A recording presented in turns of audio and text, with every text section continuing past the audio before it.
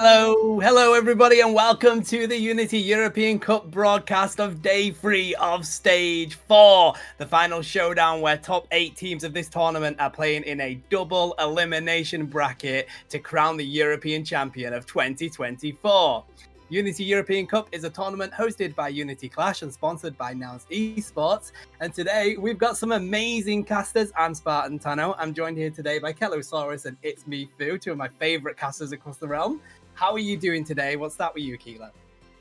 Oh, well, Tano, obviously, yeah, we are on the other side of the world. So good morning to you. It is 4:30 a.m. here. We are pumped, raring to go. EU always is so hyped to watch. So I'm very excited. Yeah, we have some very exciting games today, Fu. We've had a lot of action going on in this tournament already. Today we have Italy versus Unity Country and Germany versus the UK. This is going to be an exciting one, right? Yeah, absolutely. I mean, I think we're just talking behind the scenes about some of the players, and a bit of spicy, friendly competition today between some of the teams. And just looking at the matchups, I mean, it's going to be a fierce one, right? These teams are vying to get into the finals back through the losers bracket today. So, I mean, let's see what happens. That's right. We have two teams that will be bowing out of this tournament today because they're both losers rounds. Losers round 2, Italy versus Unity Country and Germany versus UK. All 4 of these teams have put in massive shifts in games already. Really dominant games. So it's going to be exciting to see where this goes. But let's have a quick look at the bracket and see how these teams have got here in the first place.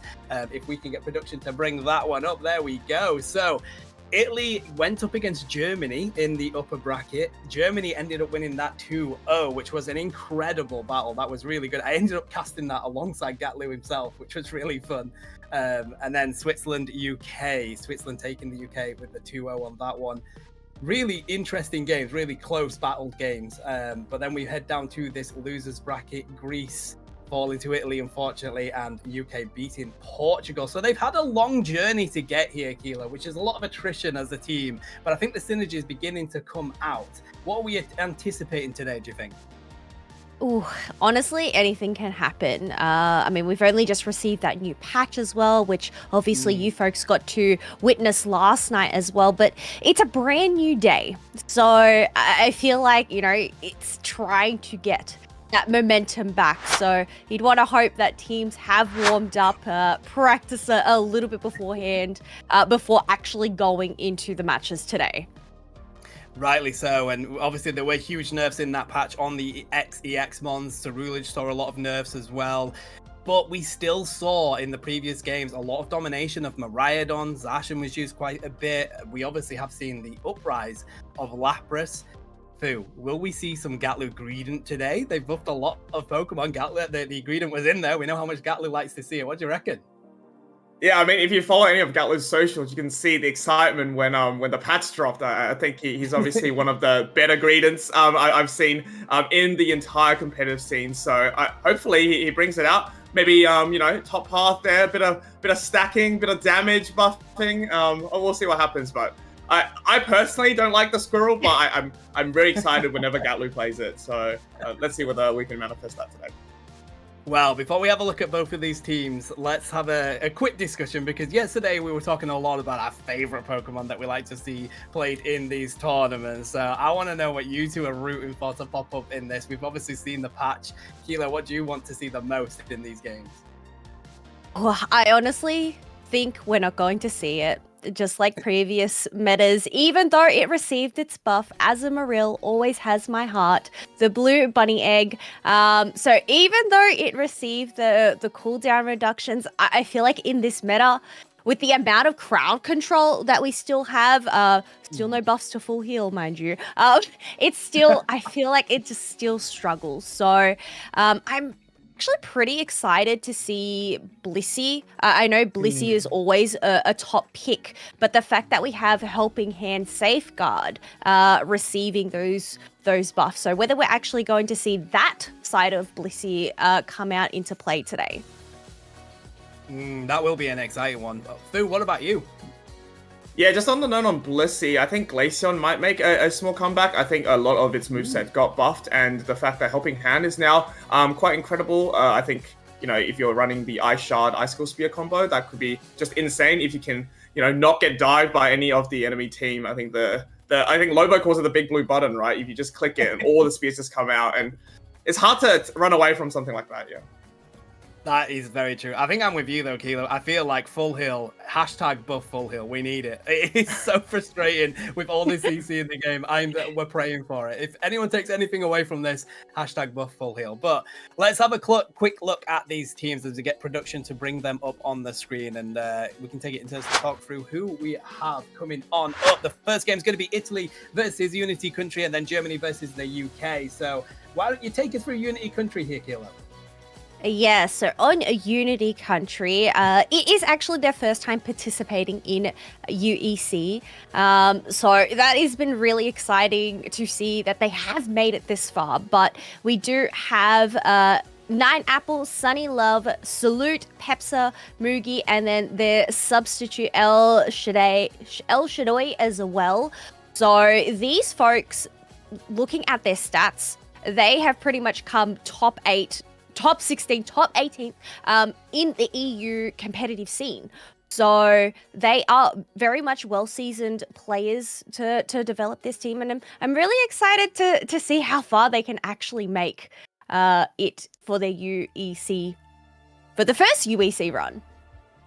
Definitely. I mean, they've quickly become a fan favorite. Everybody is loving the action that comes out of Unity Country. We see a few stickers on there. You've got the Mew, you've got the Trevenant. Of course, we have the Lechonk that we're not going to see, but we wish that we were there. But let's move on over to the next team. And Fu, you can talk us through, I believe it's going to be Italy. Yeah, let's go.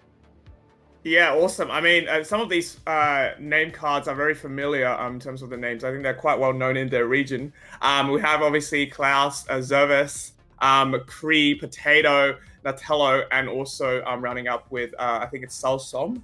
I mean, Italy is a country that whose team I'm very excited to watch, and they have I guess people from both Switzerland and Poland. They have apparently dual citizenship, so an added info, a fun fact, and that's why they're able to play on this team. But according to this, the team has been dominating the group stage since stage 1, and only dropping one game in against Sweden and also against the Netherlands.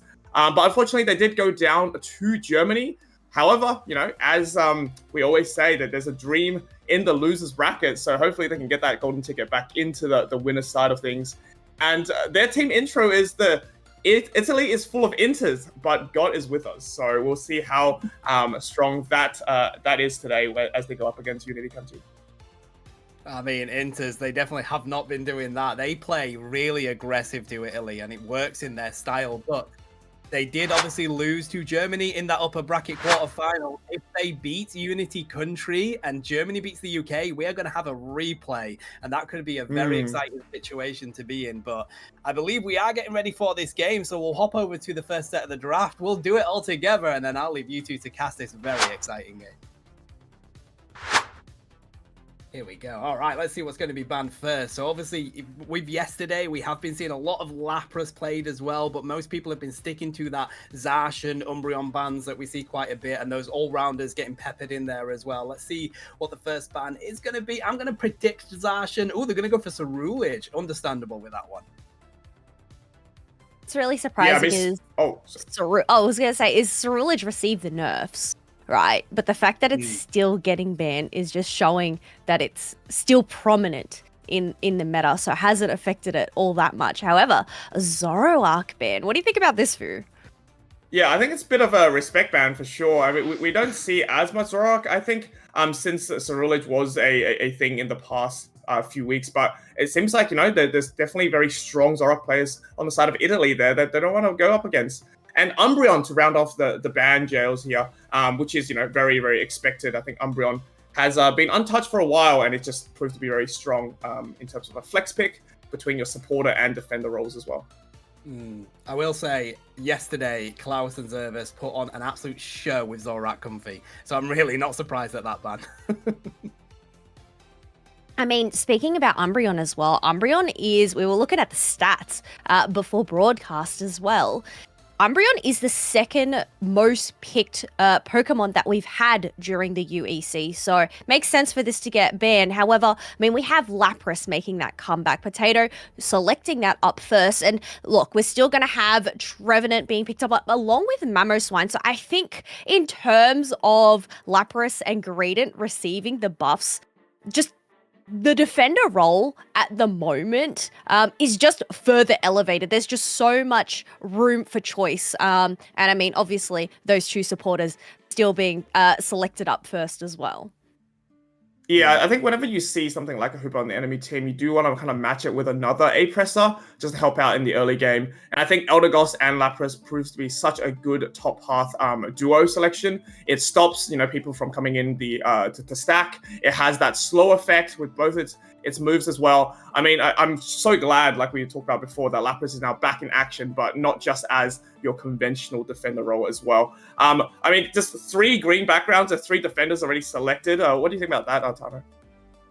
Interesting. I mean, as you've mentioned, it is that pool really where you're not going to go wrong with anything that you pick up. I mean, we've also saw some Snorlax because of the recent buffs, but I do think it's really interesting. Italy have locked in that Mew. They've got a decent amount of range. What are we going to see Unity Country go for? It looks like they may go for that electric dragon bike. I'm excited for that one because it is so difficult for us to be able to hit it from the side of Italy with the range that they have. But Klaus is on Dodrio, guys. Come on. What more could you want out of that team? Oh, it's definitely going to have to be wary of the amount of crowd control that is over on Unity Country. The fact that they're going to have to deal with a Buzzwole, a Trevenant, even a Blaziken as well, that could potentially shut it down. So Klaus is definitely going to have to be a bit more wary and time those moves a little bit more cautiously going into this comp. But I don't know, Miraidon for the XEX Pokemon, that's the only representation, and it received those nerfs as well. So do you think it's going to still be as strong as it was before? I think Charge Beam is still quite insane, especially given the range, regardless of, if the damage got balanced a little bit. Something else interesting, though, talking about range, we do have a Mew, right, on the side of Italy, but they're going to be rocking that XP share. So we have a double defender carry from both of these paths, and I'm really keen to see whether Kree, actually pops off with this Mamo, because it has that potential to isolate with its Ice Fang anyone that comes in, close to that Mew.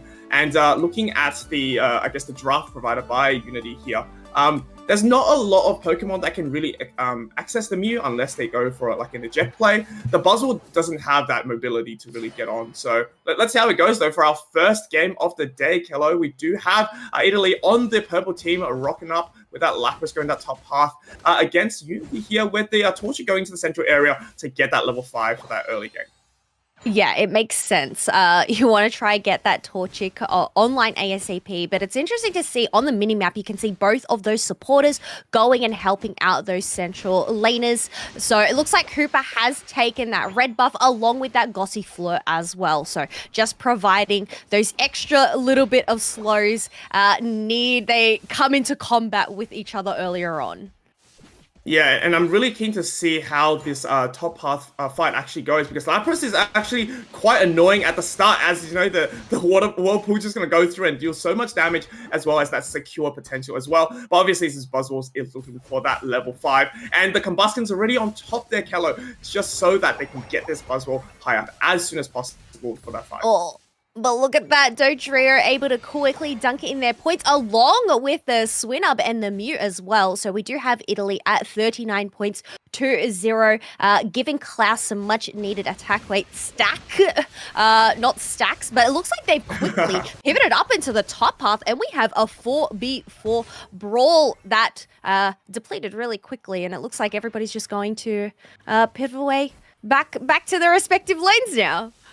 Yeah, and looking at this bot path there, Muji just managed to get out there away from the Ice Fang. I think Italy really wanted 2 bites out of that cake. But speaking of that, they do go back in for more Kello, and they're able to get some more dunks in, and that's going to be 75-0 so far. So a very aggressive, effective start for Italy so far.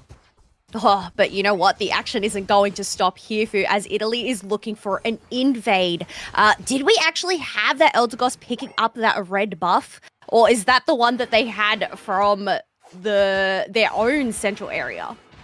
Oh, that's true, but they might have gotten actually. A bit of time has passed there, but we can see more Lapras against Buzzwell action. Meanwhile, these 8 minutes Altaris and Swablu is going to be soaked out by Dojo over here. Finally, we do have a Blaziken though online for Unity, so that's going to be fantastic to go up against to help out this Buzzwell, because I think Lapras against Buzzwell is such an interesting matchup so far. Gosh, that is absolute cinema right there. Using the eject button with the overheat combo to take down that Dodrio, and Lapras is insane. Using a great Blaze Kick to push back that Eldegoss and pick themselves a 3 KO streak. That is a salute to salute right there.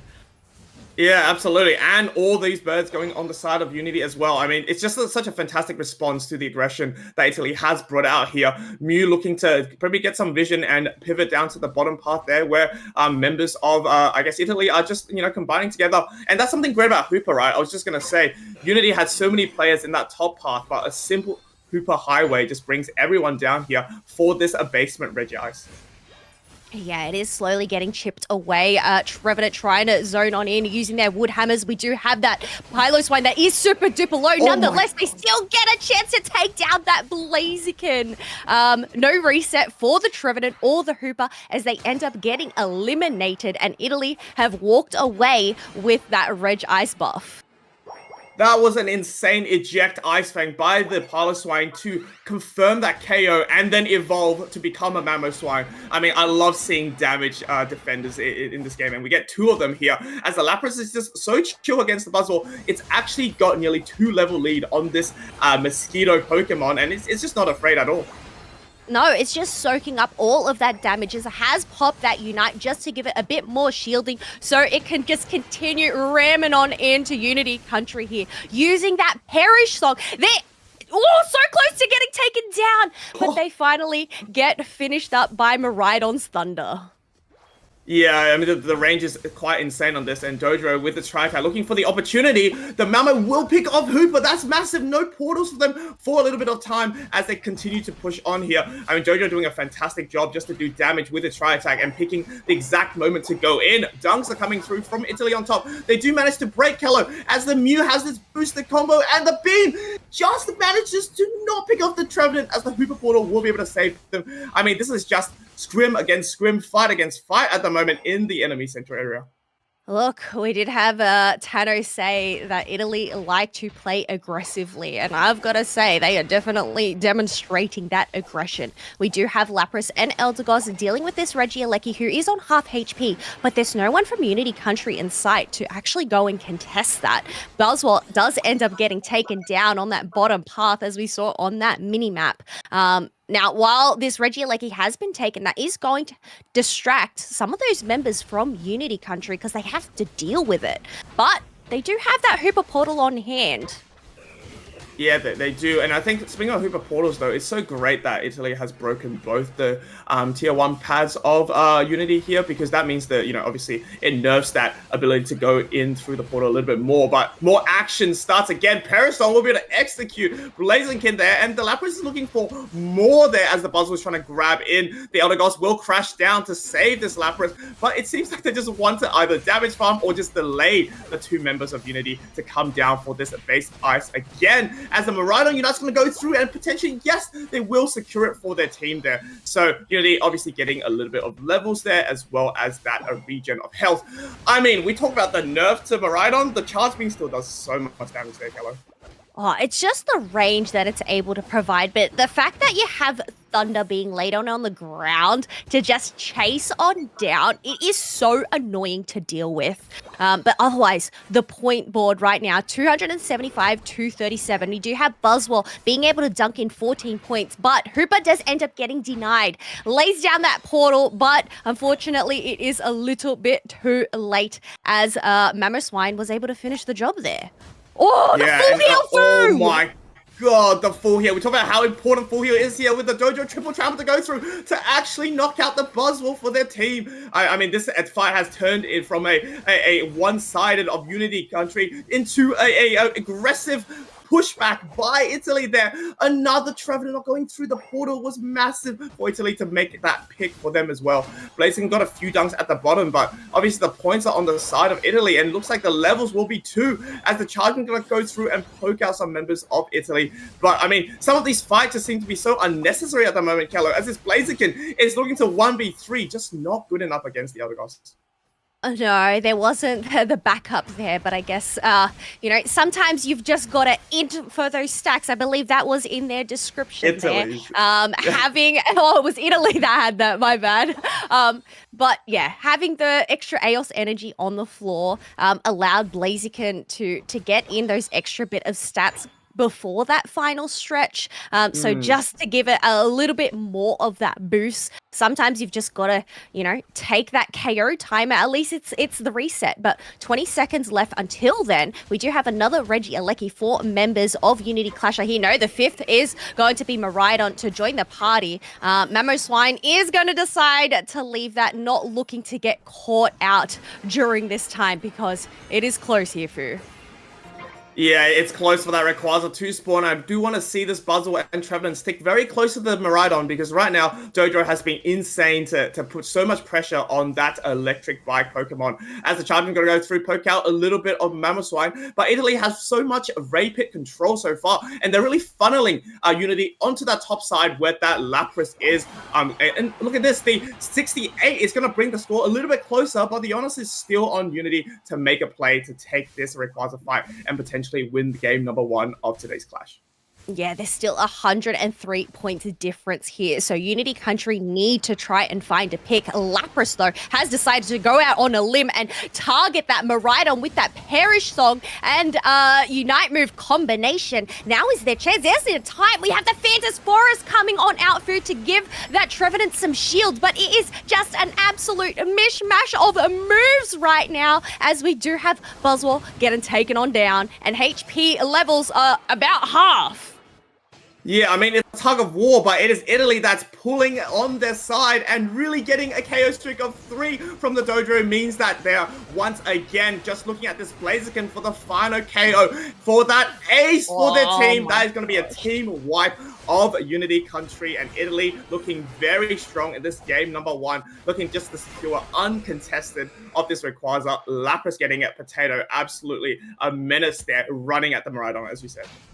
Yeah, and there we go. The 100 goes in from Zervis on the Eldegoss just to widen that gap even further, along with another 100 in that top path. I mean, even with Italy still having their tier 1 left, there's 15 seconds left to go. Buzzwole and Hooper are out of the party right now, and I think that is safe to say game 1 goes to Italy.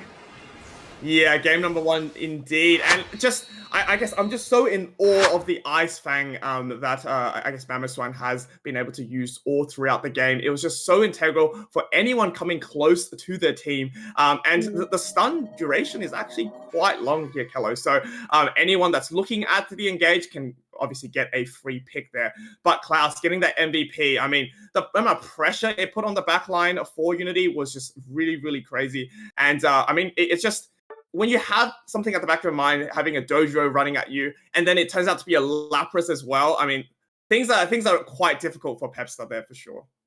Honestly, I've got to give it to Klaus there. That moment where they went in to engage with a fight and timing that full heal perfectly. Full I believe heal, it ended up dodging, was it the Trevenant Horlate or the Hammer? Yes. Yeah. The fact, like, just the big brains that Klaus had there to time it so perfectly. But you can see, looking at the graph, that Italy had this match down pat. Nonetheless, though, we did have a Reg Ice going over to either side along with that Reggie Alecki. But, I mean, it's all a fight for that Ray. And once that Ray Quasar was secured by Italy, it was done and dusted. Yeah, and I think Trevenant had an absolute insane, I guess, combination there with its Corn Leech, the Woodhammer, and also the Phantom Forest that came out. But it just wasn't enough firepower left with the Maridon getting knocked out And I think that was the plan all along for Unity Country to get something like an engage, and then while it's stunned up, the charge beam just rips everyone to shreds. But unfortunately, the Lapras Express, I mean, just you save it for the best moments, right? Whether you want to go in for a cheeky dunk or a just an unstoppable force of a knock up onto that Miraidon. I mean, that's something definitely I think Unity will take into account going into this game number 2. And let's see what the bans are. Seems to be quite similar to before, with the Zoroark getting banned straight away from Unity. Yeah, well, we actually do have a switch in sides here as well. So Unity Country is going to be on that purple side, Italy on the orange. Glaceon. We didn't actually see Glaceon in the last match at all being picked nor banned. So this is an interesting choice by Italy, even though Glaceon was one of those Pokemon to receive a buff in the recent patch.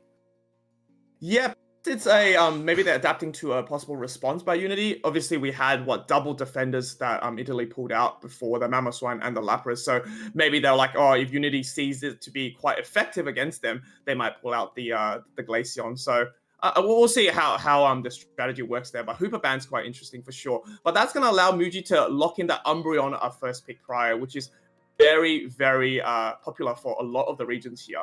But yet again, double green backgrounds possible for Italy. Yeah, we were talking in that previous round how Umbreon is the second most picked up Pokemon during UEC series. Eldegoss is actually at the top of that leaderboard, and Mamoswine is third. So interesting to see that, getting rid of that Eldegoss. Are we going to end up seeing ourselves another Mamoswine pick? But Clefable is a supporter that you don't really see very often. What are your thoughts on why Zervis has locked this supporter in?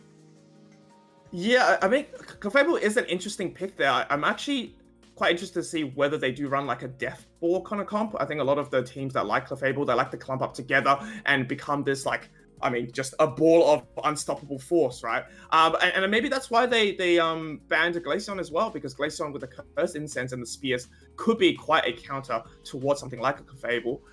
Something interesting, talking about another pink blob here, Kello, is the Blissey is making a comeback, and perhaps we might get a Safeguard Blissey because we have a possible wish coming out from the Umbreon already, and with a Safeguard and Helping Hand, that really allows something like a Zacian or even a Water Bear to absolutely pop off. So I'm excited to see what Apple actually goes here with its duo Sunny Love. Honestly, thinking back to the Shifu Water Bear days, in the flux zone, having a Blissey by its side, especially if it does have that safeguard, it can just run on down and it pretty much seems unstoppable. But I mean, we'll have to wait and see whether it does end up going for that Wicked Blow or the Surging Strikes build there. But yeah, you're talking about a Snowball, Death Ball, Wrecking Ball comp here. We have the Blaziken and the Buzzwole over on the side of Italy, paired up with that Lapras and Mew once again as that range damage with the experience share. So, I mean, the play of the game for Italy here would just be to stick together, I would say. But I don't know. Do you think that Unity Country have answered back with a comp to deal with that on their own? Yeah, I mean, it's a tough call at the moment, and looking at the Urshifu, it did have the Wicked Blow or Single Strike build so far, so perhaps they're annoyed, with the fact that you can just single out with one Pokemon. Obviously, they have the ability to either pick off the Mew if they need it, or maybe something like the Blaziken, which is probably going to be that insurance policy for that secure on the side of Italy there. But only time will tell. I did see a Venu pick there, though, which I think is very smart, considering that there is that Clefable on the opposite team. If you have Curse Incense on something like a Sludge Bomb Beam, and they're all going to be bunched up, it could be a good counter as well. But game number 2, obviously we have one game to Italy already. So this is, I guess, do or die for Unity Country, and I'm keen to see how they adapt to that situation and whether they're going to be resilient in this game number 2. Yeah, and if Italy do end up taking this match, they're either going to go up against Germany or the UK in that next bracket. But we are going to have an earlier dunk this time round. going into that bottom path, I believe. So 8 points on the board for Italy already, making sure to get those stacks in because Lapras is running Eos Cookie. I guess that's why it was so tanky in that previous round and was just so hard to take down. Yeah, Lapras opting for the bottom path here, and it's so, I guess, refreshing to see a Blissey and a Clefable go off with their top path counterparts. Normally we see that Eldegoss and Hooper, and obviously both of those supporters are banned out from this game, and we have a double rotation coming out from Italy. The coaching is already available for the Mew, and it's going to be a 4v3 action there, and a lot of the experience actually going to go to the guy of Italy there with that push from the Combustion. The Sacred Sword not finding its mark, unfortunately, and Lapras, I think, is just not worried at the bottom path there, and I think it's just so smart, right, from Italy, sending something like a Lapras down in bottom path because they know it can hold its own in that lane by itself. Yeah, not getting taken down just yet, being able to utilize that pad for some healing and shielding. However, I don't think they're able to secure any wild Pokemon for themselves while we do have that Mew and the Combustion in that central area. And I guess that's a benefit of having Mew with that experience shares, just able to help Blaziken come online. And level 7 before those middle birds is actually huge here. Yeah, it is definitely massive. It does have that overheat to kind of soak up all these experience available, but it seems like it's going to be uncontested. So, I mean, no worries there. Buzzwell getting that level 6 is pretty massive as well, as the Clefable is just looking to make it back to pad before this single strike Urshifu has something to say about it. I guess the rest of Italy has now, converged on top as well. So, another possible 3v3 here, Kello. Yeah, 3v3, but we can see on the minimap, Umbreon and Mew are on the race to see who can make it up to the top path, as we do have Urshifu and Buzzwell brawling on out. There's still 8 seconds left to go until those birds. Oh, we're going to see a knockout. Umbreon ends up getting taken on down off the map. So that is going to hinder them a little bit further, but Italy aren't going to stop. They're going to ignore those birds and instead chase down this Urshifu, who has actually made a quick escape. Yeah, the eject proving to be very useful there, but I don't think the action stops as 3 members of Italy are just running into the central area of Unity Country here, and oh my gosh, the Wicked Blow trying to pushing in, but just delaying the inevitable as it will also go down. This Blaziken, like you said, hit level 7 quite early, but it has hit that level 9 as well, Kello. So definitely Cloud's doing fantastic. It's not on Dodrio this time, but I mean, the Blaziken is definitely showing off. No, and the fact that it's able to switch those stances as well, just be able to pop out those combinations now that it has access to its Unite move. Italy has broken that tier 1 pad. They're at 168 points. Currently to 0 on the side of Unity Country. However, we do have that Registeel being picked on up from them, so that is a good benefit. Allowing Zacian to now have their Unite move along with Venusaur, reaching level 9 too. Yeah, definitely, and I think Zacian will be able to rip this in time, not too much pressure there, but I am aware that bottom path there could have another engage if they want to siege this tier 1 pad, because we have all members of Italy looking to converge here. Lapras Express goes through, knocks up, and gets blocked by the Umbreon though, as the Lapras is just in the Flux Zone running at the Venusaur. The Venusaur has to keep the beams off the screen at the moment just to stay in the playing field. The Buzzle is with a huge grab though. Blissey gets KO'd, but gets the Unite move on the Urshifu before that happens, as the Mew will Unite to quickly get out of this scenario. I mean, obviously, Italy had that push and the break, Kello. Oh my god, Zacian going for more though. Beforehand, the beam's gonna come through with a Venusaur. I was just gonna say, Italy had a fantastic push on the bottom path there, breaking that pad, but it's actually gonna be Unity that comes out on top with both the KOs and a response break as well. The question is that a price worth paying for? The fact that Italy pretty much got team wiped by Unity Country, that is going to provide them with so much comeback experience. We now have a Zacian and a Venusaur at level 10, and now overtaking the levels of Italy. I mean, also Unity Country, they have all of the comeback experience over on their side, considering those tier 1 pads are gone. Yeah, definitely. I mean, in terms of pads, Italy definitely has that advantage in points as well. Another engage. These teams are just fighting it out any chance possible. Blissey so low. Urshifu using its Unite move just to save the Blissey to one-shot the Blaziken as well. But it has to, I guess, get out of the Buzzle onslaught. But the beams from Venu Vital are just going to be so strong against Buzzle as they're going to be chasing it down, getting that KO as well. As Zacian, blue Pokemon against this Lapras, the Ice Beam, stunning them out of the way with this Porker Fable, just trying to keep everyone sustained. And that's going to give an opportunity for Unity to rip this Registeel, hopefully, before the Blazing Goes Down comes through. The beams are just going to be good enough to go through, and all of Italy are now just dropping like flies. They're so low. Someone has to deal with this Venusaur because those eject beams are popping off. Another KO for Unity. Mew has to be sent scrambling there, unfortunately. I mean, this is a huge comeback for Unity indeed. Two incredible fights here, Kello, that has been won by their side, and they definitely have the levels with a level 13 Zacian already. I think that just goes to show the determination that Unity Country have right now. Just being able to look at that whole board and figure out what they can do. I mean, it's not over yet. We still have just reached that 3-minute 30 mark. Italy still have the lead in points, but we already have a level 13 Zacian on the board. And you know what? The fighting isn't going to stop as we have Zacian and Umbreon looking to take down this Buzzwole. Umbreon has decided to land that final blow with their Unite move, and they're going to continue marching on forward as well, as it's only Mew left to defend this top tier 1 pad. Yeah, what a great snowball it seems like coming out from Unity as well. And the teamwork between the Umbreon and the Zacian take out the Buzzwole as well. Blaziken also went down in that fight. I'm just seeing a huge, double level 13s and a 14 on side of Unity there, but things could be a little bit more interesting if they can quickly do this Regieleki in time for that requires plenty of time available, it seems. 40 seconds to go. And I think Unity's done something really smart. They're not pushing this at all, Kello. They're going back to make sure they secure all those wild Pokemons on their side, and possibly we can see a level 15 Zacian going to that requires pit.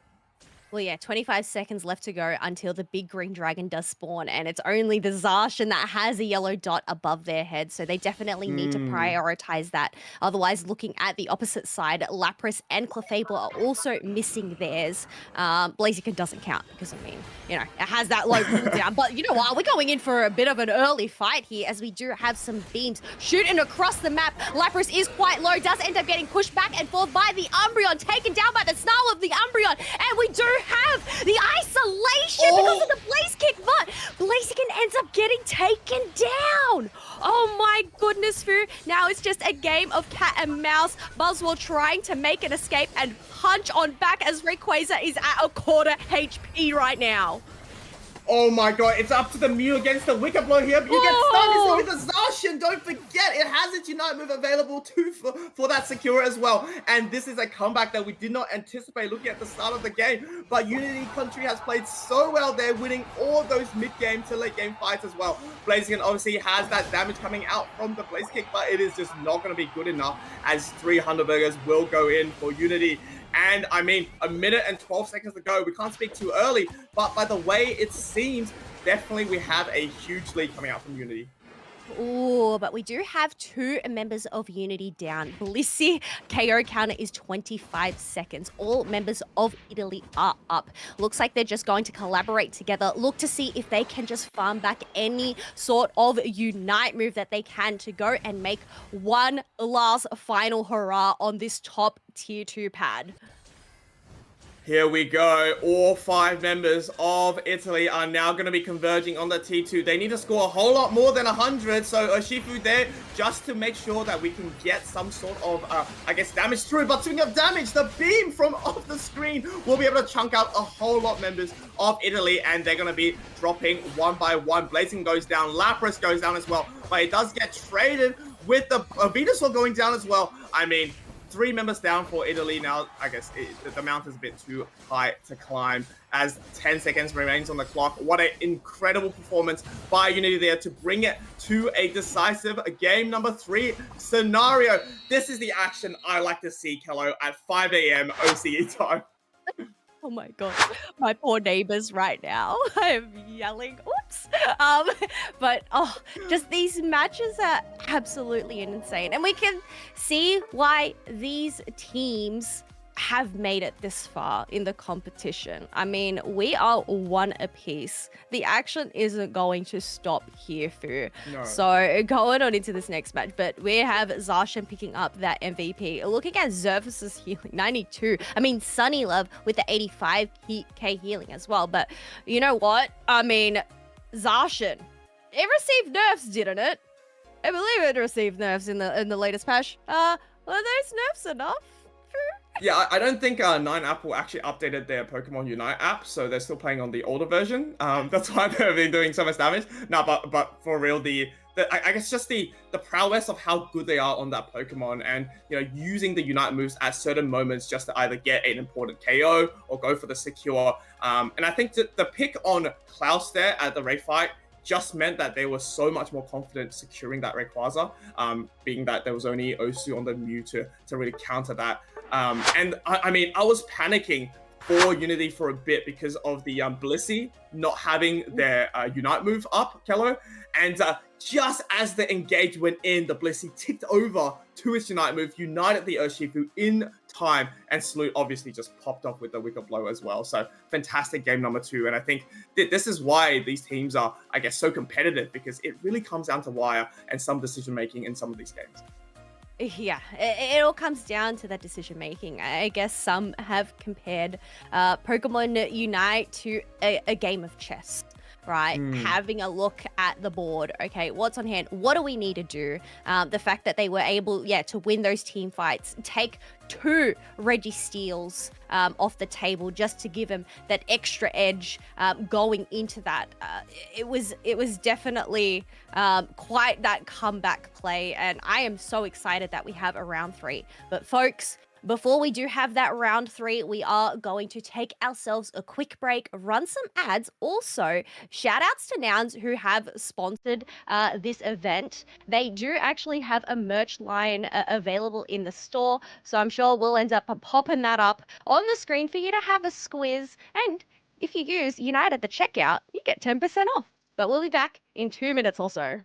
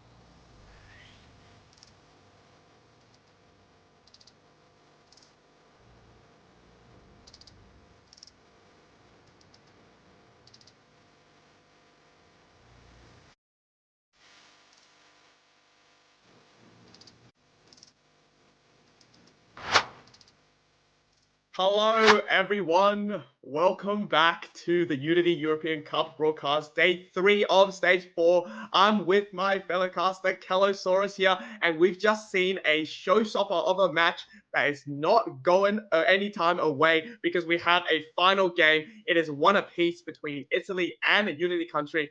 I mean, what a note to end on beforehand. I can't wait to see what this game 3 has to bring here, Kello, as we quickly head on in very, very soon. Yeah, you know what? We wouldn't expect anything less from the lower bracket quarterfinals. So it is just an all-out brawl comp. And I'm actually really surprised as well. We've talked a bit about the latest patch and all of that, and the meta shifts that are happening. I mean, Lapras making a comeback. I was actually expecting more special attackers to be picked on up. I mean, we've already seen the previous seasons that it's been quite that melee-based, brawly type comp. But I feel like this meta is still very prevalent, despite, Glaceon, Espeon, even Gardevoir receiving those buffs. Yeah, you make a good point indeed, but at the same time, although these attackers got buffed, they also managed to I guess, amp up the damage on something like a Greedent and your Lapras as well, right? So for these attackers, they're really shy away from the main bulky action that happens a lot of the times. I think having something like a Greedent run you down is probably a little bit scary. But speaking of things that can run you down, Lapras getting a ban is probably expected, but quite surprising though. On our side, I guess just the fact that Lapras is such an integral bit of a lot of these teams that we watched today. But Buzzwell and Urshifu both banned out from Italy as well. That means Zacian will be picked up by Potato as their first pick of this game number 3. Did we turn back time back to 2023 Worlds? I feel like that was back when we last saw Lapras at the top of the meta. So to receive a Lapras ban at this day and age, that is absolutely wild. But I guess it's just going to show the strength that it has. Nonetheless, we were talking about this. Defender pool right now is looking so healthy, so much variety. So it isn't going to bother either of these teams. We have Unity Country picking up Trevenant, and Mamoswine has been led on out and is going to be selected by Italy once again, followed up by that Hooper. Yeah, Kree again on the Mamoswine again. We saw how effective it was, but it looks like it's going to be rocking that XP share this time, so maybe taking a step back from that, I guess, attack defender role that it had in that game number 1. We have a Lucario though for the first time today, rocking that attack. So I do assume it's probably going to be something like a Power Up Punch Lucario for that secure with the Mew as well. And I think Power Up Punch is just so good going in against like hard CC comps that perhaps a Sacred Sword and a Ice Fang can provide. It definitely gives it a little bit more, I guess, security in that late game scenario as well. But another, I guess, 2 evolutions will join the fray as well for both of these teams. Italy picking up Glaceon, and also we've got the Leafeon coming out from Unity. I'm so excited to see this Glaceon. Ursu rocking it. They have run Mew the previous 2 matches, which was running that experience share. So this time we have the defender and the supporter running those experience shares this time round. But I have also noticed they have opted for that eject button instead of, say, a Shedinja because, I mean, those icicle spears don't actually stop when you have that you pop yourself in that Shedinja doll, but we'll see how well that fellow evolution is able to handle the Glaceon shards. Yeah, I think it might be the evolution meta once again. Although last game we only saw an Umbreon, but this game is full of these early game Pokemon. I mean, you talk about Shed Doll, and I think Shed Doll could have been good as well, considering the fact that we have a Leafeon that's probably going to be just pressing its Unite button on that blue evolution. However, you got to think about the, I guess, the Lucario potential, right? If it has an eject, it probably can get out something like a possible pup coming in through. And I guess it depends what Osu is comfortable with as well. But I'm with you. I'm very excited to see how this Glaceon plays. I hope it plays the Icy Wind set, but, both of these sets look very, very good from that patch. And we're going to have an Eevee going into the central area for Unity to start this game off. Yeah, this is game 3 of the losers quarterfinals. Whoever ends up winning this match will either go up against Germany or the UK in that next set, which will actually be featured tomorrow. But we are going to have just the same old song and dance for the beginning. Leafeon has decided just to secure that red buff and that Xatu and head up into the top part to create some pressure. Wow, Lucario just managed to live through that engagement against the Zacian. Obviously, it does want that level 5 ASAP. I love the fact that Leafeon did an early ambush there to see whether they can get any picks there. Obviously, these teams are so attuned to something like a gank. But speaking of gank, though, we have going on to this bottom part there. A huge just double KO to start this game off for Italy will mean that Klaus gets insane amount of stacks in the bottom part there, upping the damage for that late game as well. And I think Swineup is just such a good pick in that early portion as well, considering you can CC so much of the members off through. And possible more KOs? No, the Zacian quickly went back through the portal there, Kello. Yeah, no KOs up in that top path. However, pretty sure all of that experience ended up going to the side of Italy down in that bottom path. Hooper Portal, just by a millisecond, was able to escape despite being on such a minimal HP, able to come and join the fight once again. Combuskin putting the pressure on that Eldegoss, wasn't able to pick up that KO. And you know what, Eldegoss can't really do much except stand there and throw a few hits here and there with two people pressuring on through. But look at that, Zervis trying to see if there's any candy. I mean, even though Trick or Treat is already over, I guess it was a trick because, well, there's no blue buff there. Yeah, just getting vision for the team, and all those birds are going to go on the side of Italy. I mean, yet again, Italy has proven to be so aggressive in the start of this game. And Lucario, though, obviously getting some stacks in. The Zacian just going to come through, going to get backed up by this Hooper, though. What a massive possible stun by them. Lucario may go down here. Just managed to go back to this nice citrus berries, and I think the Zacian will get punished now with the Leafeon coming up in good time. Salute, obviously getting that KO is quite massive. They are well on their way, Killer, to get that Unite move for that basement Reggie fight very, very soon. But for now, we do have 3 members of Unity, maybe hovering at the top space, looking to get these birds as well. Or overheat charge to just soak up all of those. Another Hooper Portal to just give them that extra bit of reset. I mean, the benefit is, yeah, Zervis does have that Hooper Portal in hand. Need they pivot down into that bottom path? As you can see, it has. They have done that, and Hooper and Blaziken are going to take a trip through the hyperspace whole bus. Yeah, they quickly come down here. We do have Icicle Spear Glaceon, so the damage is definitely going to be coming through. The Emerald 2-step goes through, but it's going to be a little bit too early. But the Blaziken able to secure it for their team as well. Trevenant goes down immediately. That is looking very bad for Unity at the moment, with a poor Mew looking to defend this pad.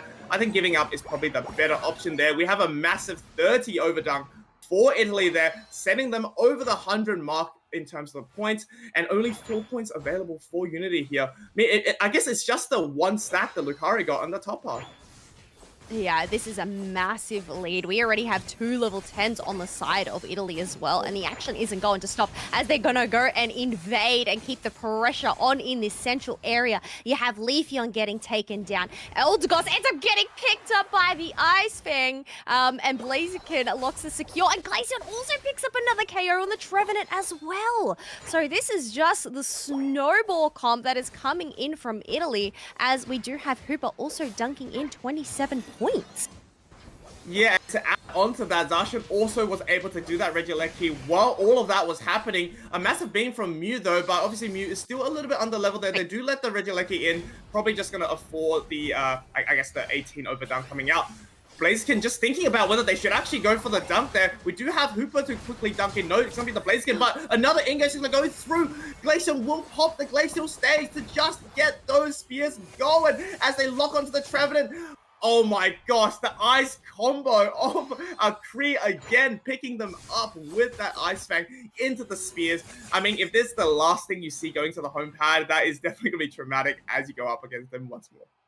The amount of map control that Italy have right now, considering Unity have both of their tier 1 gone, it just allows them to just make their way through, steal those buffs, and just starve Unity country even further.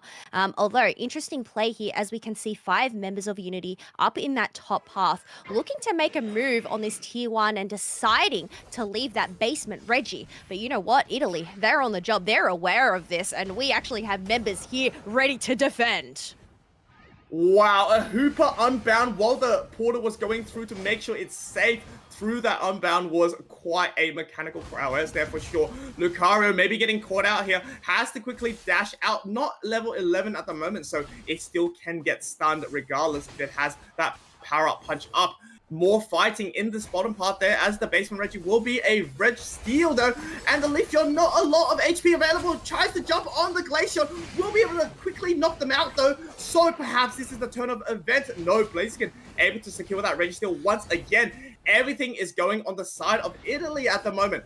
Oh my god, Muji with a massive Horn Leech. Maybe he can stay sustained, but there's just not any attackers looking at it right now. It is struggling. It is screaming. Please follow up on my Horn Leeches. But with the Aura Cannon coming through as well, just not able to save his teammate, unfortunately, by Apple over here.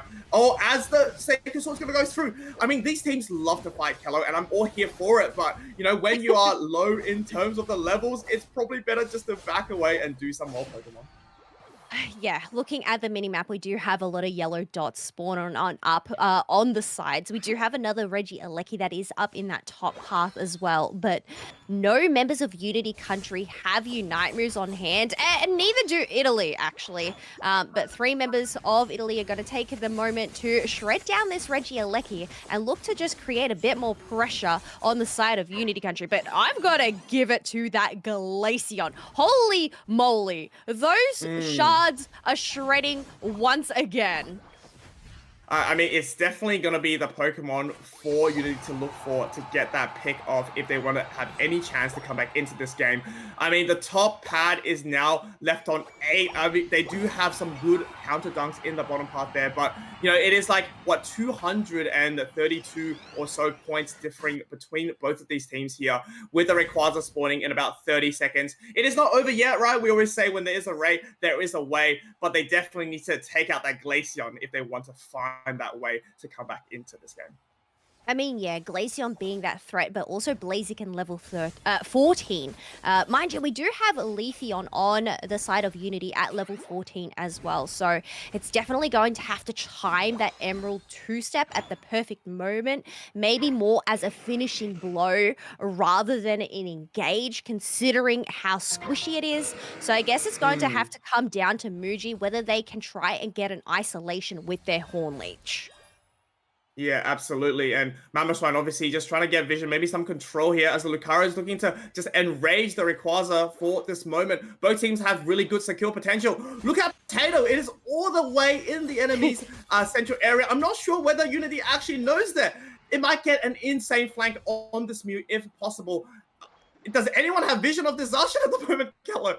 It's just picking up all of the Eos energy, trying to make sure that it gets the maximum damage come the time to use that Unite move. Lucario has poked that Green Dragon, and here we go, Food. The fight is going to start. Eldegoss pops their Unite, trying to heal up their team, but we have no members just going down yet. Glaceon, their target, has been eliminated, but their fellow Evolution has also been taken out too, Food, as we do have members trying to back on up, get a reset. Trevenant is going to return back to base, but we have Blaziken on the tail of the Lucario using the close combat on the clay doll and getting hit in the back by the overheat. Oh my gosh. Yeah, a little bit of an unfortunate event there. But Mew did manage to get a few little dunks in there. It's still going to be on the side of Italy, though, in terms of the score lead. But a lot of Unites, like you said, were used up. Actually, all of them were used up. So it is going to be a raw fight, 5v5. No, make that 5v3 as the Glaceon is now here to play with the chaos streak of 2. The spears are still going through. Mew has to quickly run away on 1 HP there. And Leafeon comes back to, they defeated their fellow Evolution. This could be the turnaround. There's 20 seconds left. Someone needs to score on the side of Unity. There is not going to be any rip potential, unless Lucario is now doing it. 13 seconds left, Callo. Will Italy be able to take this game at number 2? It seems likely. Let's see what happens. Overheat knocks out Lucario. Wait, Hello. Mew's rushing. Mew is Go. rushing, but I mean, the amount of points that went in. Yeah, that's 6 points. Unfortunately, is not going to make a difference. Sorry, Oh Ostu. my God. Maybe it might get them MVP. The before MVP. latest. Yeah, just the absolute scramble there at the end during that Rayquaza fight. But congratulations to Italy for taking that match 2-1.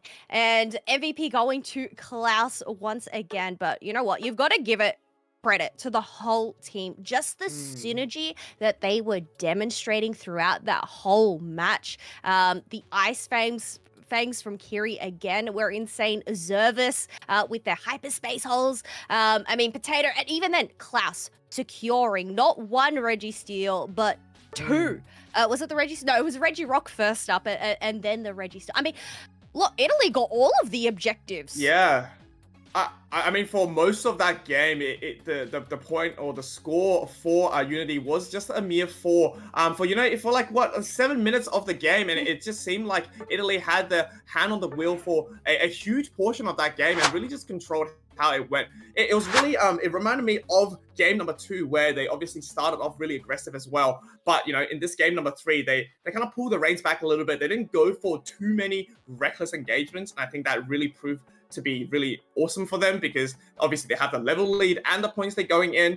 And I mean, that Glaceon, when all the dust settles and it came back with the spears, it's over for a lot of the attackers or even the defenders. That is going to be whoever they choose to lock onto them. So I mean, if you guys wanted to see the powerhouse of what Glaceon is now back to be after the Freezing Rush patch recently, that is a show for you all. And I think for those teams watching today in that winners bracket as well, definitely a Pokemon looking to perhaps either take on or ban out of the competition so far.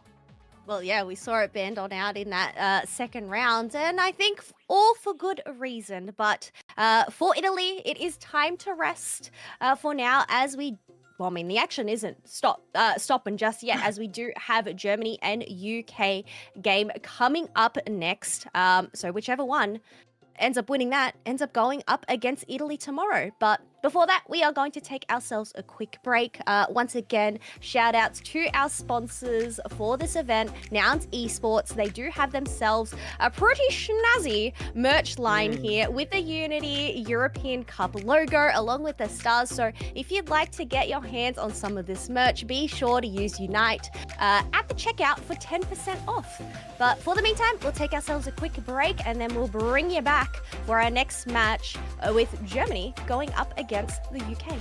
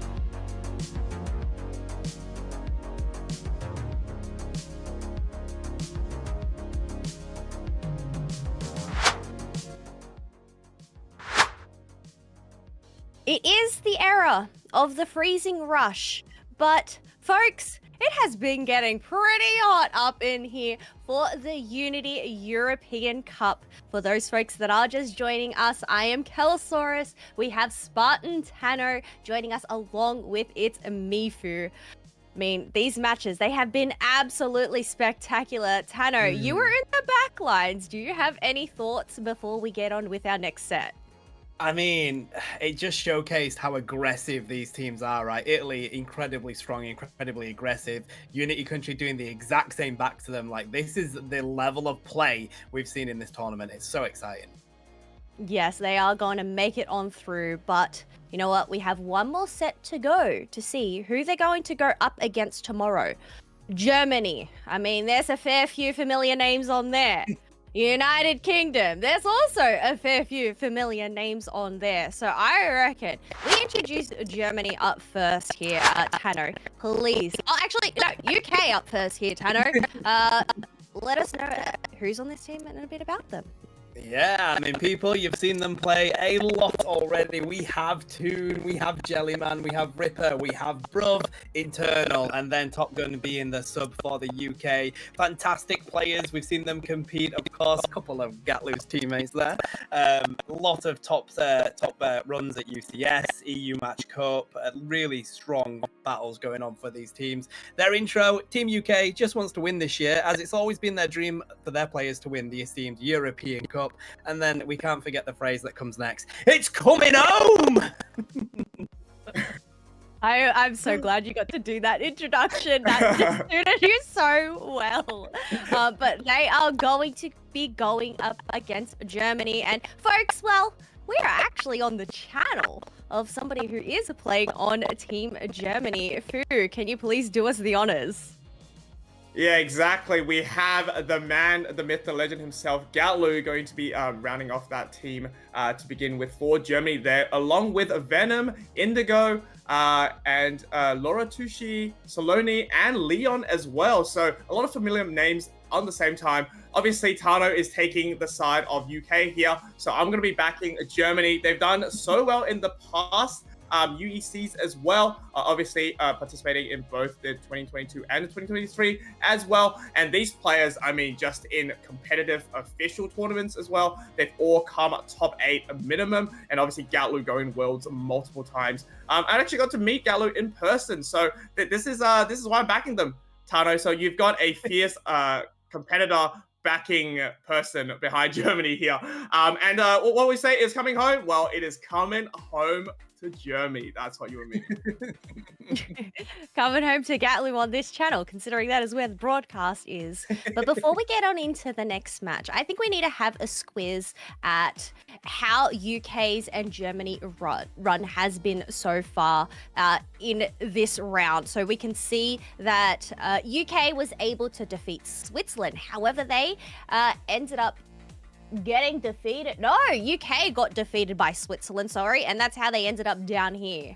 And then they were able to defeat Portugal there. So Germany, on the other hand, were able to defeat Italy last round. So I don't know, are we actually going to see the run back if they're able to take down the UK here, Tano? I think that's probably what Germany's going to be looking for. I had a conversation with Ghatlue. He mentioned that the team had a little bit of synergy issues to begin with, and then they really locked in. So I think that's exactly what Germany's going to be looking for. They want that revenge. The Revenge Arc Tour. I know that was quite a popular name for last year's UCS. And hey, maybe we might be able to adapt that to the UEC too. But we have our matches already in to rumble. I say we head on into a draft here and see what we have ahead of us in this draft pick phase. And we know how much these teams like to run Zacian. Are they going to ban it? Are they going to pick it? That is, we've already seen that the buffs maybe haven't done that much to that Sword Doggo. So I'm suspecting we'll get a ban for that. Oh. Yeah, and it seems like Darkrai getting banned could just be a intimidation tactic. Obviously, we know that Darkrai is not playable in any of this tournament today. And that's going to be responded by a Leafeon on the side of Germany here.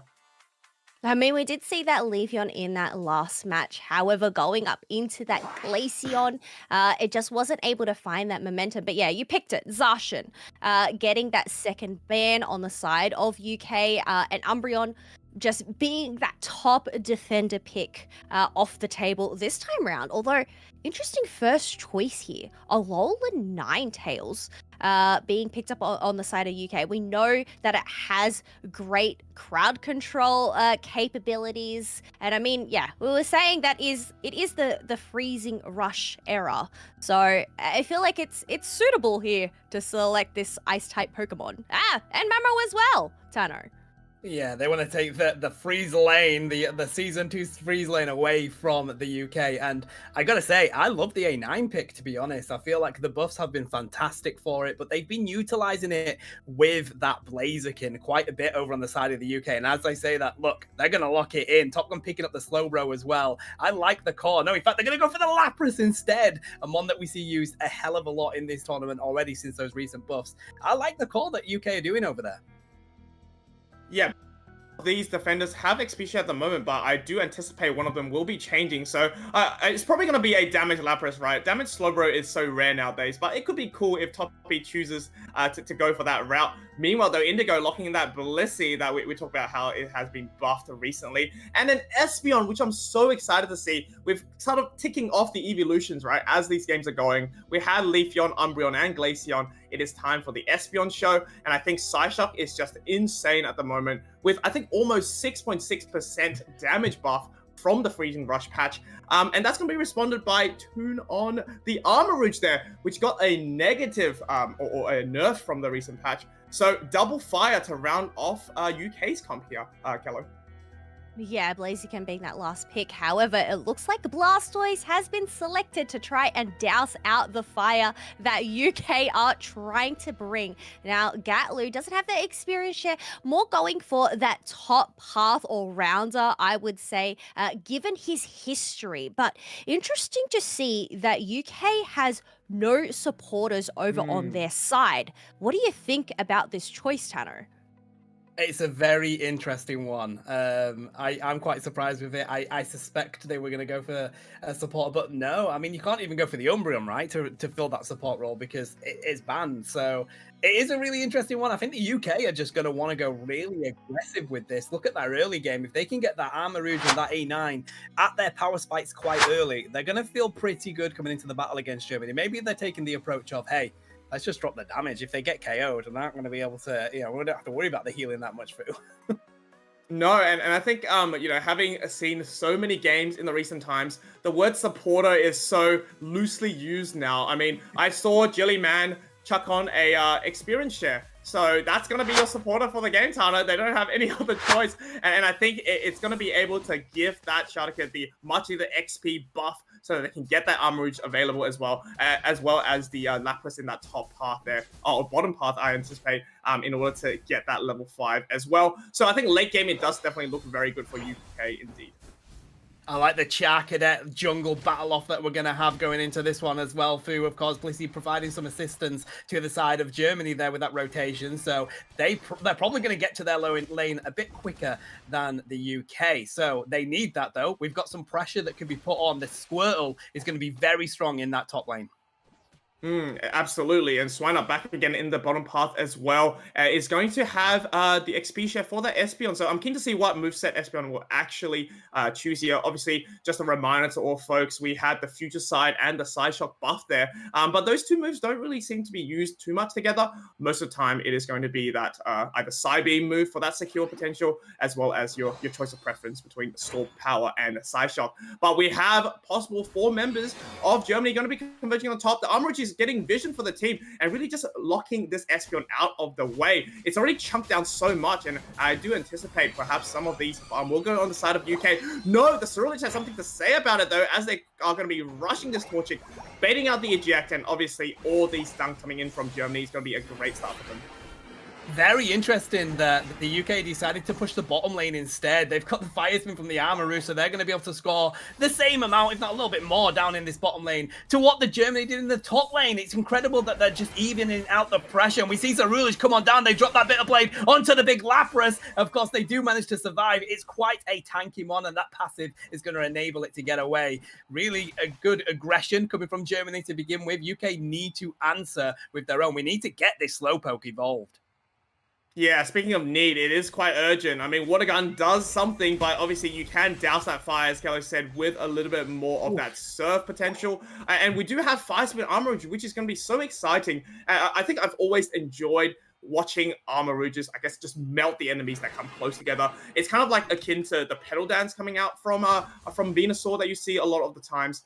Oh my god, Combusken just managed to get out there, a ripper, saving his life. And the other thing interesting about this game here, Tano, is that a lot of Ninetales is going for the Dazzling Gleam, I guess, A-Press set. So able to stun, like maybe the Cerulege coming through, as well as getting some damage reduction for the team on that Aurora Veil. So I'm keen to see how that goes in action as the birds are going to quickly go through. Cerulege are already going through to do some damage though, but look at the Fire Spin coming through once again from Toon, Tano. Yeah, that Fire Spin was absolutely massive there, Fu, because Espeon was about to have an absolute field day picking up those resets with the KOs on that side shock. So that was really important. The A9 has a good plan. They've got that Aurora Veil down. They're going to try and prevent that damage coming in. But when you have an Ice Fang on a Mamoswine and you're just going to get yeeted into the enemy's line, there's not a lot you can do there. But they do take down that Registeel. They've got the Armarouge to provide that assistance and that lock-in, and they want to continue with the aggression here, Fu. They're going to push down onto this Blissey. We've got Pink Blob against the Lapras. They're going to take that one. We've got some push onto this pad. They take down the Piloswine. They've got that Fire Spin up, and of course with that surf there's just not enough that Germany can do. They're going to get hit with that boosted. Goodbye Espeon, and a nice overcap there from the Armarouge. UK pulling themselves out in front.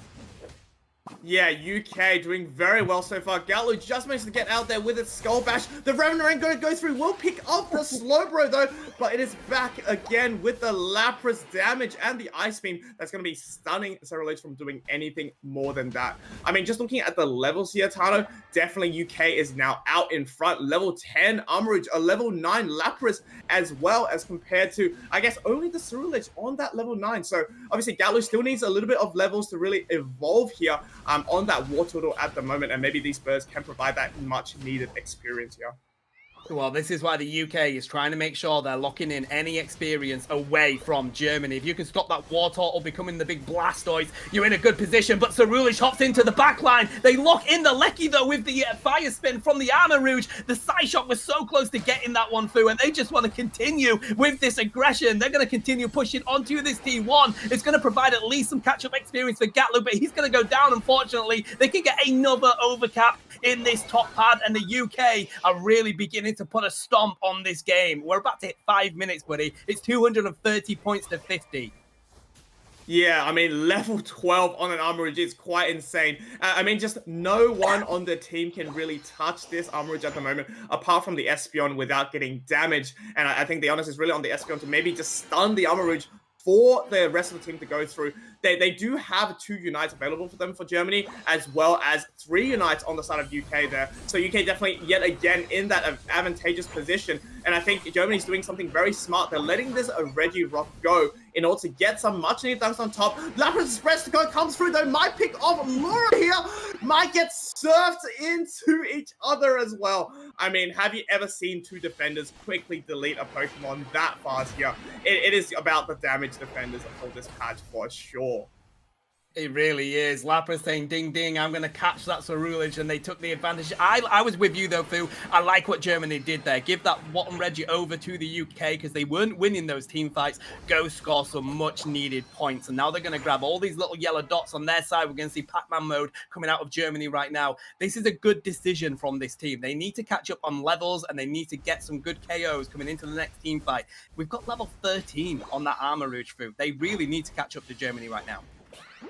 Yeah, right now in terms of levels, it's really UK's game to kind of lose that XP if they do get a bad engage, especially having an Armarouge getting that high level. If you ever let, let's say, Laura, I guess, get a KO on you, all that experience is going to go back onto the Sarah lane. So I guess UK has to be very careful, especially with this engagement. And I think Germany's taking the front foot here just to start this Regieleki and allowing UK to come in before they possibly turn for the fight. A Mammo Rush is going to go through. It doesn't connect, though. Reverend going to go through. It's anyone's game for this Regieleki. They will secure it on the side of Germany as the Hydro Typhoon is going to go through. Maybe the tide will turn here for the side of Germany, but A9 is going to pop this Snow Globe to really do some massive damage and stop any form of a push. But the Ice of A9 will be able to quickly take out 3 members of Germany there. But, you know, as the tide all settles, we have a KO streak of 4 from Ghatlue, perhaps a 5 penta. Oh, the Ice Beam will shut down any form of a penta for them. But what a huge performance from Ghatlue there. I mean, we saw how starved he was from the levels in the first, 5-6 minutes of the game, but that was definitely a juicy meal for them to come back in. Rightly so. All you got to do is lock in, and you're now level 13 with that Quadra coming on out. Ghatlue really wanting to put on a show with his own channel. That's what we like to see, buddy. But I got to say, that push was huge from Germany. They've managed to lock in a lot of KOs. They're getting themselves back to that healthy level. 13 on that Cerulege, 14 on the Armourouge. This is going to be a Rayquaza battle for the ages, chat. It's still quite close of a game. They've got a T1 down on the bottom with the UK. That is easy back cap territory, but I don't think UK are going to let that one go that easily. Let's see how this Rayquaza battle is going to take place. We got 5 seconds, and it seems like UK set up ready. Yeah, they definitely are, but they are missing that Alola Ninetales Unite, though, as is the Mammo. So the Ice Pokemon getting a little bit delayed there with the Unite. As the Eject, Blast are going to quickly come through. Gallow's looking for an early engage. The Hydro Typhoon members of UK, but is there going to be any follow-up on the side of Germany? Slowbeam will land on the Cerulege, but the Bliss Unite just able to save it. The Revenant Raid is going to be able to not only knock out the A9, but also get him out of safety as well. It is going to be a trade-off 1 against 1 for the 4 scenario. Once again, Ghatlue is already positioned back into the Rayquaza pit. Will the core be able to rip this Rayquaza while the A9 is gone, or will they still look to fight here, Atano? Only time will tell. Well, I think they're going to have to take the second fight. The issue is Germany are on the back foot with the scores. They need to do something, and they have a huge engage there. Look at the damage coming out from that Blastoise, but the UK have answered. It's the Armourouge that's the better Chaka in their evolution. They take down 1. Can they take down the Mammoth? They do, but Gatlue's there to answer with some huge damage from that Hydro Turret, but it isn't enough. They haven't locked in the KOs just yet. We've got a rip coming onto this from the UK. They've got the Armourouge. They've got the A9. They can do it, but you've got to watch out for the side shot coming in from that Espeon. We see the Snow Globe. It's still getting pretty weak on that Rayquaza. We've got the Blaziken trying to lock it in. Who takes it? It's the A9 with the Green Dragon getting defeated. It's going to be UK that could try and take this first game. They're already in the lead, Fu. We have 30 seconds left. Germany need to put on a huge defense and score some points. I don't think they're going to be able to do it just yet. Yeah, I mean, with the Hunterburger going down, I think it really cements that lead that UK had going into this game as well. Another Hunterburger with the Lapras in that main pad will probably mean it is game over for Germany for this game number 1. It is a best of 3 scenario, but what a show-stopping performance from UK so far. Espeon putting his Unite just to get a few more damage for their report at the end here. I do have to say though, Tano, at the end there, just before the Rayquaza fight, just before the end of the Rayquaza fight, there was a possible opportunity for a huge Psybeam Psyshock combo because 3 members of UK were so low, and you could tell how scared they were as they were quickly backing away. But then, unfortunately, you know, the positioning of Espeon was topside there. So, you know, with the Psyshock not being able to reach those Pokemon, I mean, UK played extremely well to make sure they still had the Blazing up for a possible secure. The A9 obviously getting it at the end of the day.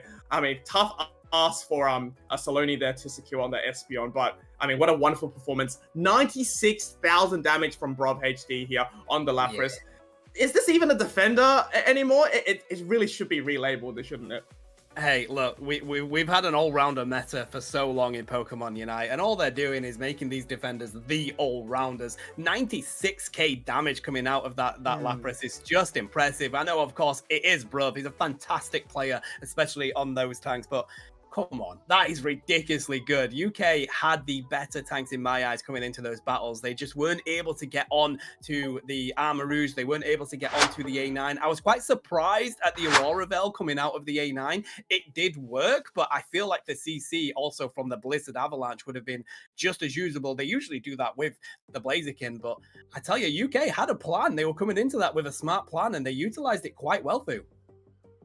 Yeah, I think they heard you when you were saying it's coming home. They got that chant in their hearts, right? It really was the chant they needed to take that game number 1. But going into game number 2, am I seeing correctly? They are just going to be perma-banning this Darkrai. So essentially just giving a free slot for both these teams to pick up and really leaving a lot of those nice meta Pokemon on the board for everyone here. And just to confirm, we do have another A9 prior pick for UK. Yeah, they really feel like that's an important mon. It has utilized that Umbreon coming on through, though, Fu. We don't usually see it. Umbreon Blissey getting picked up on the side of Germany. It's fantastic. They are exactly the kind of picks that you want to see. But the UK know that these defenders are so viable. Different defenders, you can really get to the bottom of that pool and still feel pretty strong with it. Double defender seems to be the way to go for these teams in this meta. I'm getting a mad case of deja vu, Tano, because yet another double defender Slowbro Lapras combination core for UK. This is something to be examined, I think. I mean, it's definitely worked out really well for them in that game number 1. And I think maybe there might be an adaptation for Germany here with Saloni going in for that Venusaur instead. And with that build so far, it does, go for that Petal moveset, which is what I anticipate. And Laura going for the Absol here, which is honestly quite surprising because I don't see Absol doing anything to something like a Slowbro or a Lapras here. Yeah, I gotta say, like, the Absol's gonna have a really difficult job to try and get onto that A9 too, and locking in the Zero Aura as well. But hey, this is what it's going to come down to, buddy. But if you look at the range over on the side of Germany, if they take the beam on that Venusaur, it's going to be so difficult for the UK to actually handle that poke that's coming in. But we do see the Scarf on that Venusaur. Are they going to go Petal Dance? That would be really interesting. But Ghatlue getting let loose on the Dodrio. They put in an absolute session on it in their previous game. Let's see if Ghatlue can do just enough to carry this one for themselves. Yeah, I mean, no Greedent, unfortunately, for my eyes, but, I mean, his Dodrio gaming is just as entertaining, and I guess to round off the draft for UK, it's going to be Ripper on the Buzzwell there. I mean, just looking at the drafts on paper here, we definitely have more range coming out from Germany. Like you said, if they're going to go for the beam, which I think they will with the item change here from Saloni there, I mean, if the Zoroark or the Zero Aura rather, cannot get onto that Venusaur, I mean, that is just free beams for days. I don't see any chance the Buzzwell or the A9 can ever get close to the Venusaur here. And I think maybe that's why the Umbreon Blissey is there, just to form that, I guess, defense on the front to make sure that they don't touch this Venusaur at all. At the end of the day, I mean, beams are insane amount of damage into that late game as well if you're not careful. And I'm keen to see how the Zero Aura actually plays this though, because you can't really go front on, can you? You do have to find a nice flank position. But if it does get on it and it does use that Unite move discharge combo, that Venusaur is going back to the home pad here, Tano. Yeah, rightly so, but this is why I also like the Absol pick, because Absol is actually a very good mon to counter speedsters itself, especially if you use that sucker punch build. We've seen people do that already in this tournament, so let's have a look. We're going to head into this game too. Germany need to get the win, otherwise they are going to be going home and they will not get their revenge match against Italy. Let's see if we get a game-free situation, Fu. Yeah, high stakes here as we have Ghatlue going up to top path, Doduo looking to get some early stacks against this Buzzwell here. Oh, this is going to be a top path Slowbro here with that XP share acting as the support for the team so far. We have a cheeky bit of steal coming in from Indigo. Gets that, another one as well, 9 points to the name. And that's going to be, I guess, a great way to stop that Buzzwell getting that level 5 for the initial gank. Bulbasaur heading into that bottom path with the evolution. I mean, quite a standard bot path for Germany here. Yeah, the difficulty with having that slow proc in the top lane is that you're not going to get any healing that Bubswall usually likes to have if they want to go aggressive. They've had to back up to the pad, but we've got Absol here, Zera Aura's here. We're going to have an interesting battle in about 10 seconds in this top lane. They're just going to stare at each other in this buff while they get ready for what's going to be coming on down. 3 seconds to go, and it seems like at the moment the UK have more in the levels up here, but we have got the Dodrio on the field. The try attack and the Absol does go in. Can they pick it up? No, wow. Zera Aura does the same in return. Ghatlue managing to get on out with such little health there. The serve comes in from Top Gun. They've got that slow row up and ready to go, but in return, the try attack does the damage with the Blissey, and they take down that Zera Aura. It's just going to be a bit too much for this Buzzwell. They get a nice stack in though, Fu, but double KO for Ghatlue. Yeah, double KO. I was just going to say how patient Toon was for those bursts to get those double KOs there, but then they kind of got a little bit greedy with their team to all go for those stacks, and that allowed Ghatlue to quickly get close to level 7 now. Obviously, the try attack is going to come in full force at the moment. Basel coming back to grab the Blissey. I don't see, I guess, Blissey getting out of that scenario. Maybe they do. Let's see what moveset they will go choose for that Blissey here. But meanwhile, more engagement coming into the middle as the burst will spawn here. Ghatlue diving in quickly. Might get caught out from the wild charge coming in from Toon there. So that's surprising. I thought they would full on go discharge here. Am I right in seeing we have a Volt Switch wild charge combination here? I could not be over the moon more with that, buddy. I love wild charge. I love witness in it, and I actually like the decision going into this. You've got the Absol, you've got the Dodrio, you can just lock in that wild charge while they're dashing about, and it seems like UK are going to answer on this pad right now. Ghatlue trying to work a treat to just get this damage in and stop some more scores. Can they pick up that Lapra as the serve comes in from Top Gun? It seems like they're just going to have to sacrifice it while the rest of UK back up here. Quite close, but Ghatlue is managing to get those levels, but he's level 8. He just needs a little bit more to get that 9. Yeah, definitely doing very well to get that levels. Obviously, Toon is looking for the same thing. It is going to be Spark. I apologize. So that's more, I guess, that's more the normal, typical set that I saw, because I was like, Volt Switch does not have much synergy with Volt Charge at all. But this Regi is going to be shredded down so quickly with the Psycho card as well, and it's going to be the Venusaur that's going to be securing for Team Germany, and things are looking a little bit better now. Although UK does manage to have a huge Plasma Gale on the Blissey, though that goes down as well, and a Lapras Express just to knock up the Venusaur will mean that UK is going to be able to push that basement pad and maybe break it for their team as well. Fantastic match on top as well, leaving us on top as 1. I mean, this game is incredibly close at the moment. Both teams just running each other. Very, very aggressive start here, Tano. Yeah, I don't think we can work out who's going to win this at all with the way that the game stays. I think it's fantastic play from both teams, and this Absol and Dodrio are going to be so tough for the UK to handle. A9 is not going to survive that in any universe, and they do go down. Some more points going in to the T1 here for Germany. They've managed to get that gap away. They're now winning the game, but this is just how close it is. It's going to come down to who gets these objectives and who can shut down the Speedster more. Absolutely. I mean, it's just Speedster against Speedster here, right? Obviously, we got 2 on the side of Germany there, and that proves to be quite a important, I guess, dive component for that A9 as well to look out for. All this birds going outside of UK means that we do have 2 Unite moves available. Meanwhile, we have 3 or 4 or 5 Unite moves available on the side of Germany here, and I think that that's probably why UK is not really contesting this Regieleki at all. Maybe looking for a pick or so. The Beam able to get that Regieleki for the team. Orovel gets set down once again. Obviously, it protects the team from some sort of damage, but there's a lot of damage at the moment as the Blizzard System flies across the screen with the triple travel coming from Dodrio.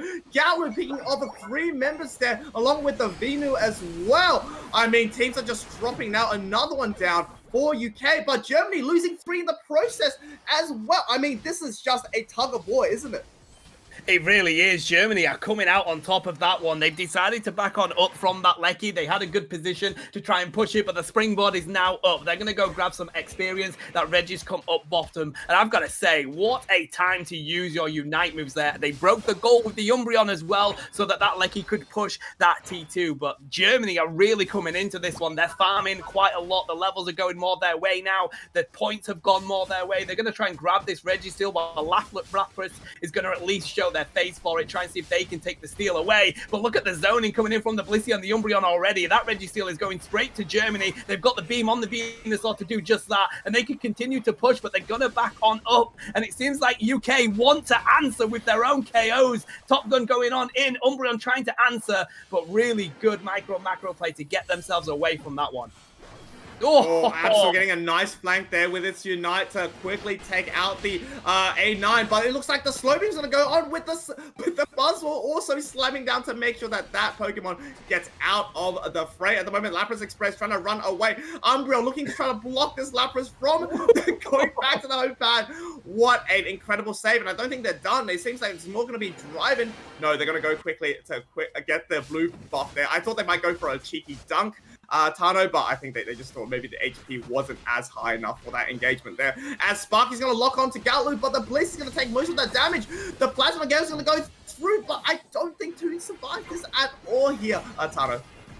No, I don't. And it does seem like Germany are just doing these team fights justice. They're sticking together. They're getting the important KOs. I don't quite know where Lapras got their license from, but they did manage to dodge out from that bottom lane. Yeah. But the top lane is going all Germany right now, buddy. They take that Lecky yet again. It seems like they want to push down here, see what force they can push. We're about 3 minutes away, so with some farming, you can get Unite moves back depending on the cooldowns. But it seems like they want to try and capitalize down here, and they're going to take Buzzwole. The Midnight Smash comes out from the Absol. That Lecky's going to go in. They can break this pad and give themselves an even bigger lead. 309 points to 130, and the UK just cannot answer just yet.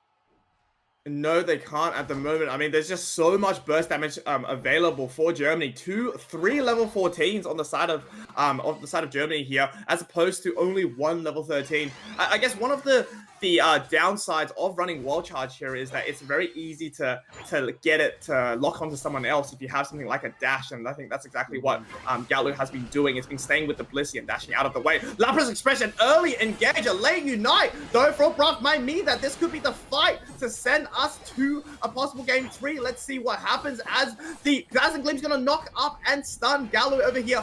Everyone is fighting for this basement Reggie as the Watcher's gonna go through. It's not gonna be enough though, as the huge amount of a pursuit potential is gonna knock out Toon away from the fight for at least another 14 seconds. I mean, they have the numbers advantage here, Germany. They just need to win this Rayquaza fight to send this to a game number 3. Tano, I mean, are they gonna give Toon the chance to actually come back into this game? I don't. This is crazy. I am so surprised at that Lapras Unite just at that moment. I'm not sure if they decided they wanted to make that the fight, but Germany just had that advantage at the moment, though. Of course, Germany don't need to do anything. They're 309 points in the lead. UK look like they want to go into this top lane, see if they can get some backcaps, try and get some vision on where Germany is. This is just so much anticipation. We do have that Venusaur that can put some pokes in. They now have vision on where 2 of the UK are, and they see Dodrio, Ghatlue trying to get that back cap. We have got the Zero Aura, of course. They get a couple of points in just to make sure that those top scores didn't make that much of a difference, Fu. But it's just in anticipation as we wait for this to really break out into a fight.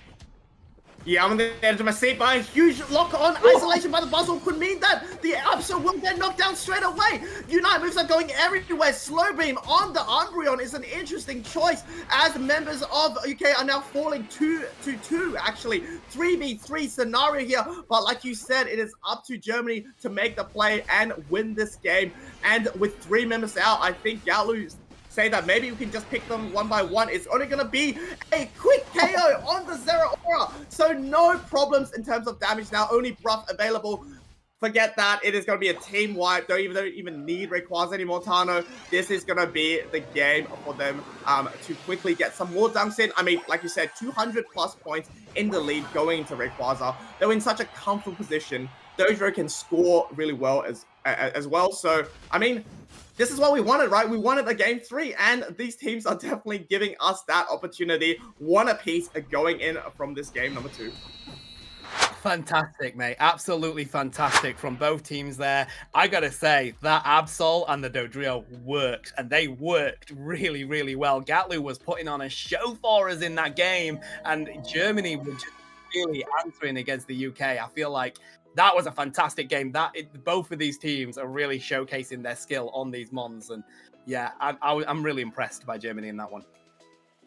Yeah, I mean, it was definitely a really well played. I mean, remember questioning, how the Absol will actually do anything for that team, but it seems like, there wasn't that amount of defense for that A9. A lot of the times, Jellyman found themselves in a position where they only had Aurora Veil as their one peel factor or damage reduction factor there. And I think Laura and Ghatlue were able to really navigate kind of the CC that Ripper was providing as well with Brov. And speaking of the Lapras as well, we did mention about how the Unite was a little bit tad early, maybe either a miscommunication or a thought to maybe knock people up and then, finish the fight then and there. But one apiece. We'll see what happens in this game number 3. But I think we're gonna be able to quickly go on to the next game. I think I'm just checking with production at the moment. But yeah, because it's going to be game number 3. We're going to head straight in. No break this time, ladies and gentlemen. The action will not pause here at all. So I hope you have all your water bottles filled because we're going in straight away for draft. I mean, Tano, what are these teams going to do? Are we going to see any adaptation? Because so far, it's just been whatever they're throwing at each other. It has worked out one time out of the 2 games we've watched. Yeah, and this is it. They know that each team plays aggressive, right? So you know that from the get-go, if they've got an early Mon, you're going to be having to deal with invades. You're going to be having to deal with those strong ganks. So I think both of these teams have just got to play to their strengths. We've seen a lot of the Lapras coming in. We've seen the Slowbro coming in. That slow beam onto the Umbreon was a really interesting decision. I feel like they just need to work out a few of the kinks here on the side of UK.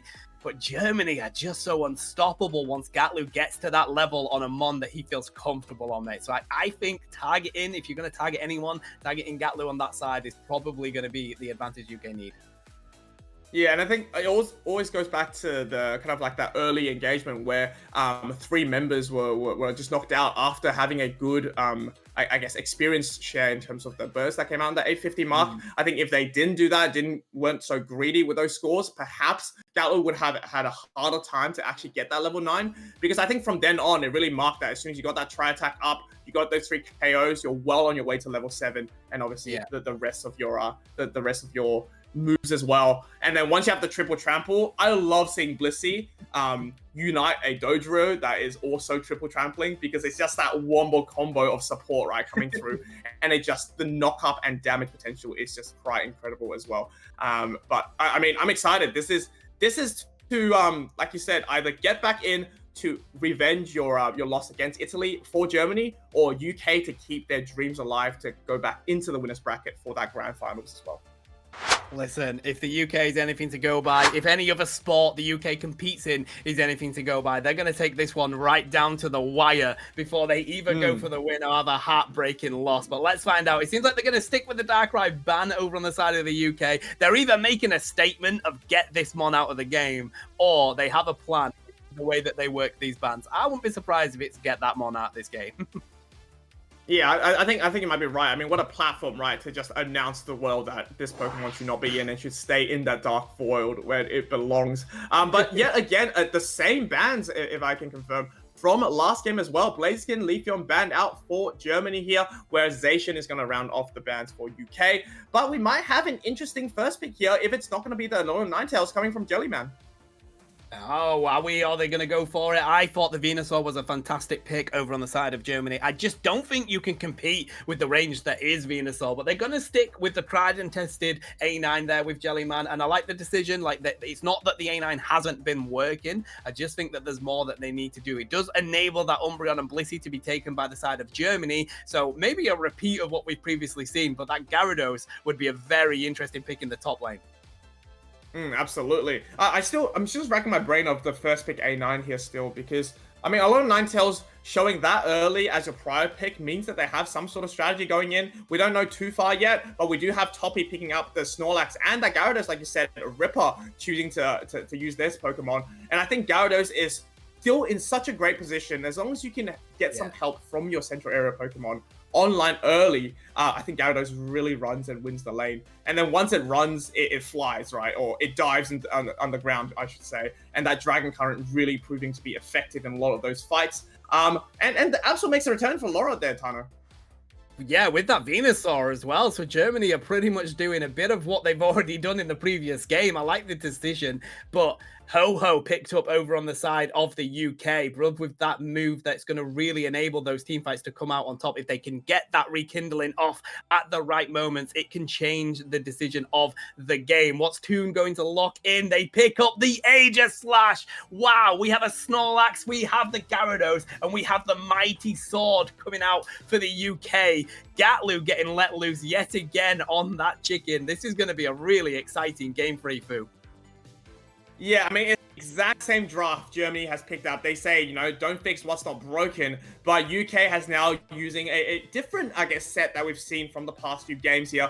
No supporter or traditional supporter here. Once again, it's just going to be that Ho-Oh. Obviously, no healing provided from either of these teammates, but we do have that possibility to res everyone back into the fight if they are not going to be knocked out immediately. And I'm sure that's probably going to be the targets for Germany here, because no one wants to fight a hard-fought fight twice, right? Especially in a something that's as important as a Rayquaza fight at all. I'm interested to see whether UK actually adapts to how Germany played, because you're going up against the exact same draft. You kind of know the positioning and the way and the timing of these players gank here.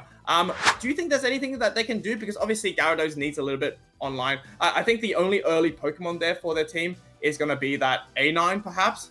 Because even Aegis Slash needs that, level 7 to really have its proper set, right, to go up against those matchups. Yeah, I think the difficulty they're going to have is, of course, we had a bit of a Slowpoke was getting not that level that it wanted. It was getting prevented from becoming Slowbro in that previous game. So if you're taking that kind of attitude from Germany, it's going to be difficult for that top lane to get the Evos it needs. 100%, I'm with you on that one, buddy. But I will say the Aegis Slash pick is quite good against the speedsters. So it's almost as if UK have expected Germany to kind of run it on back, and they're trying to pick around that. But it's just going to be a matter of the UK surviving this early game, in my opinion, here, Fu.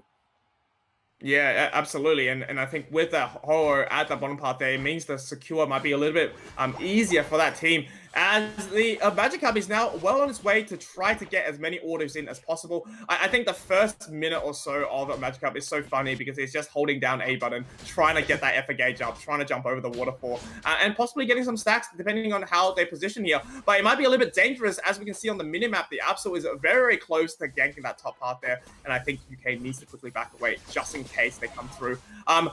A lot of Ninetales on that XP share once again. So we're going to have carry Ho-Oh, which we have seen prior before, but I did not anticipate since the recent patch nerf to Ho-Oh here. So, I mean, only time will tell to see how good this Ho-Oh can be.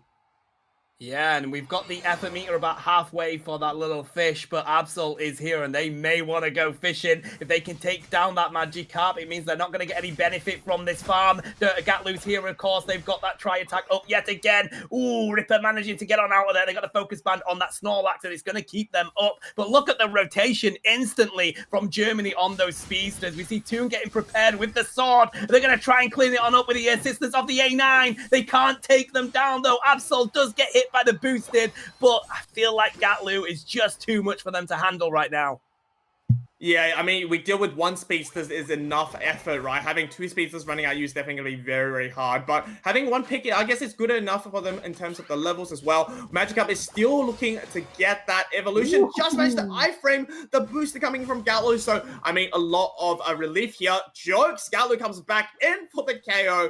So, yet again, Gyarados sent back to the home base. That's okay, though. It's jumped over the waterfall. It should have an easier time against a lot of the Pokemons that Germany is bringing. But, you know, once again, all these farms, the rotation is just so much faster on the side of Germany, so they have that early level lead once again. And when you have two speedsters on your back with a level lead, I mean, that's a whole lot of damage there, Tano. There is. The only benefit that UK have now is that it is a massive power spike to go from little fish to big fish on the side of the UK. Let's see how that plays into their advantage, because yet again, these speedsters are too much for them to handle right now. Here's the bottom lane rotation coming in from Ghatlue. They're going to push on down here. A9 is getting the flank onto them. They're not going to be able to survive this battle. The sword is here to try and catch out that Dodrio, but a nice stun coming in from the Umbreon does just enough. They've got the shield on up. They've probably got a couple of boosters to use, but I feel like it's still going to be Germany. They are utilizing the moves on their Mon so well. Ghatlue is all over this map right now. Yeah, and then nearly get the Unite move as well. That triple trample almost available for them. And I kind of see the vision coming out from UK with the Dazzling Gleam and the Sacred Sword. Because if you can get a huge mass stun, it's just slash and dash heaven for Toon there. So hope to see that in the next fight. But a heavy slam over the wall. He's going to knock out Absol. Probably a little surprise attack. Meanwhile, in the bottom part there, the beam goes a little bit early. That means Holo able to secure it for UK. And I think it's Soloni definitely going a bit too, I guess, trigger happy there for the beam, maybe expecting a little bit more damage. But I mean, this is a turnaround for UK. They not only did they get that basement Reggie, they get themselves in the pocket a Reggie Lecky as well. So either they're going to use it to delay here, Tano, or push this pad. Things are looking a little bit better now for the UK. They are, and I've got to say, Germany need to think twice about these engages. Look at the block against the triple trample. It's going to let the Lecky go in. They can score some points here. They're going to get at least a 22 overcap on that one, Fu. And that is why Block is the mighty Snorlax right now. They do have to push down onto this pad to Germany. They're going to pick up the A9. They can push onto the Ho-Ho, but it's probably one of the best mons to defend this pad. 22 going in from the, no, it's a 30 going in from the Blissey, sorry. But, yep. Snorlax is back with the block yet again. It doesn't matter where you are on this map, buddy. You're going to get unblocked. A nice Dragon coming in from the Gyarados, but the Bliss assistance is there to stop that damage from doing enough. That was a crazy bout from the UK there. Really good, well played, but Germany have defended this pad solidly. Can they continue to do so, Fu? It's not stopping. It's this team fight. We've got the sword in the back line. The Gyarados has jumped on in from another postcode. Here comes the third and anger. It takes down the Ho-Ho. They take down the big fish. Germany with aggression are going to take down an ace if they can take out that A9. Just close on it, but they're going to at least score these points and get themselves back to a good advantage in this game. I mean, so much happened in that last minute, didn't it, Tano? I mean, from, I guess, Facial Fears up in the top part there with a block going in from that, I guess, engagement at the bottom. I mean, both teams kind of benefited a little bit of it. Looking at the levels, though, we do have a level lead on the side of Germany there, so they were the winners after all the dust has settled. I mean, absolutely, ending at level 12 is quite massive there. And I think, you know, at this point, this game looks a little bit closer than what we saw in that last portion in that game number 2, and I think it's really up to the adaptation of that Gyarados and the sword as well, going for double speedster, like you talked about. Another fight will come in, a huge heavy slam, going to knock out 2 members of Germany there. Snow Globe able to dish out so much massive damage as the Dragon Current's going to go through, look for any option there. Holo has that Unite move, able to still rekindle the flame. Yes, they do. Brings back 3 members. What a huge Holo Unite, but the beams are ready to go, though. The Veil able to damage so much for them to keep the Snorlax and the Gyarados alive, because, you know, there's one thing to waste. The Holo Unite, it's all the points that you go through. But meanwhile, from me all yapping there, we have a Chaos Trick of 5 coming out from the Absol, and that also gives them a cherry on top, a Reggie Steel to go with it. I mean, for a moment there, I thought Holo did a fantastic job to bring them in, and maybe there was an opportunity to win that fight. But Germany, yet again, proving to come out on top in these engagements, Tano. Yeah, I gotta say, waiting for the beam to like pop onto those respawned mons was a great shout from the Venusaur. Absol putting in a penta. I'm clipping that and putting that on social media if I'm them. That was such a clean up from the Absol. But we have this Lecky in the top lane. It's going to be hit by UK. It's going to be an easy lock-in, completely uncontested from Germany as they continue to try and score points with this Ho-Ho. But it seems like Absol has got them in their track, and they do that using the pursuit on the back. And it seems like the UK are going to have to retreat from this one because Germany are prepared to defend this food. Oh, look at the Absol. Has the 50 there, though. Were they going for a dunk? Probably not, as the Ho-Oh will be coming back here. Bruv HD definitely needs to look for some points there, because Ho-Oh needs points to res more than one player. And with Rayquaza coming in for less than a minute, I mean, this is just a scramble, right, to secure any wild Pokemon, to get any sort of AOS energy on the map there. I'm sure this Regieleki will prove no problem once Rayquaza spawns here, as they were able to do that in that top part there. Points are so close. I mean, the stakes are high for this game, and you can definitely feel it in the air here, Tano. I can. I'm literally on the edge of my seat, buddy. The UK are gonna do this to me again, and I'm gonna go cry after this is over. But Ghatlue has put in an absolute show. Germany have been really dominant in this game. I mean, of course, it is better in this third game against the second game. UK have managed to keep themselves in this as we come into this Rayquaza fight. Everybody is set up and prepared. The UK are defending that top part. They really need to get some vision on where Germany is. The big green dragon has come onto the field, but we don't know where this engage is going to come from right now. We've got the beams coming in from the Venusaur. That poke is uncontested on the side of Germany. I think they need to continue to keep doing that, Fu. Yeah, Ghatlue looking in to maybe get a backup in, or maybe just a flank position, not showing vision from the enemy team at the moment. Everyone is just so still. I mean, this is the last Rayquaza of today, right? Will your heart break, Yatano, or will there be a I guess a coming home potential for UK here? The beams are still going through, and I think Aegis has changed the position. Toon, very smart, staying in the little bit of the L side there, just avoid any damage. But they know they're behind though. Maybe just delaying it until the last minute for a rip. Who knows? We're on the edge of our seat. Everyone is waiting for this moment. It's going to be a beam against the sword secure. If so, and I think this is the choice for the rip, as the Ho is going to quickly go through with a 5-spin to nullify any damage. Triple Trap is going to stun 3 people. The Anger beam is going to go through, and that means the learning will be able to quickly get that secure with the Absol rather. And I mean, with the Rayquaza here and the Hundo Burgers going down, I am so sorry to say, Tano, and a team wipe as well. It may be coming home to Germany, unfortunately for you.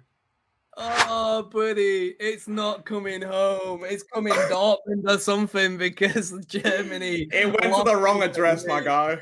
It did. They need to get that on that Royal Mail redirect. But look, wow.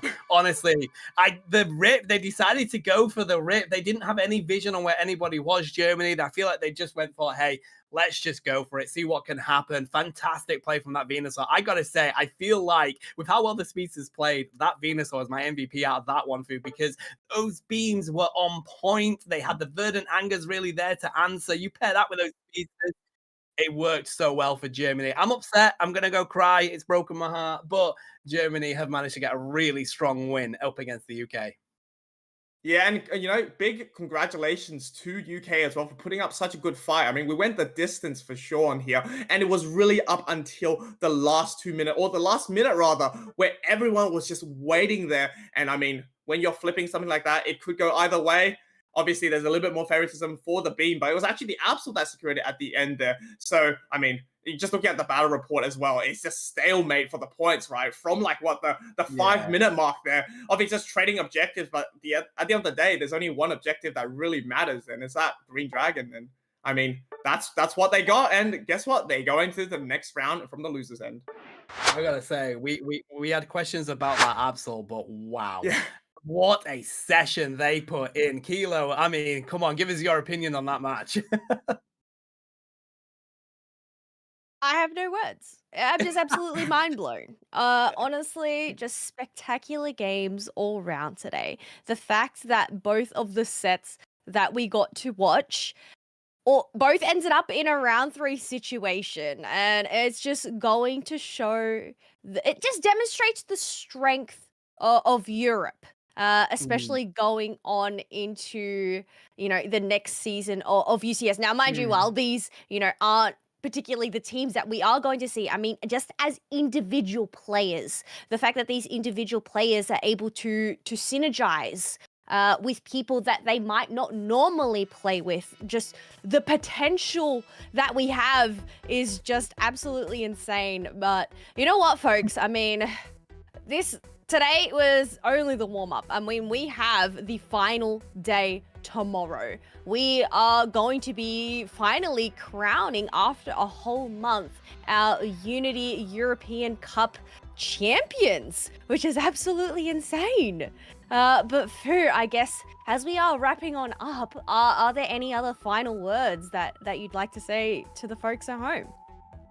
I mean, it has been a spectacular day for sure. I know you and me both, we know it's 6:30 a.m., but, you know, regardless of what my neighbor thinks and all the yelling I've done, I am so excited to have watched this. But we do have an interview actually with Toppy just before we go on the side of UK here. So we definitely get to ask a few questions.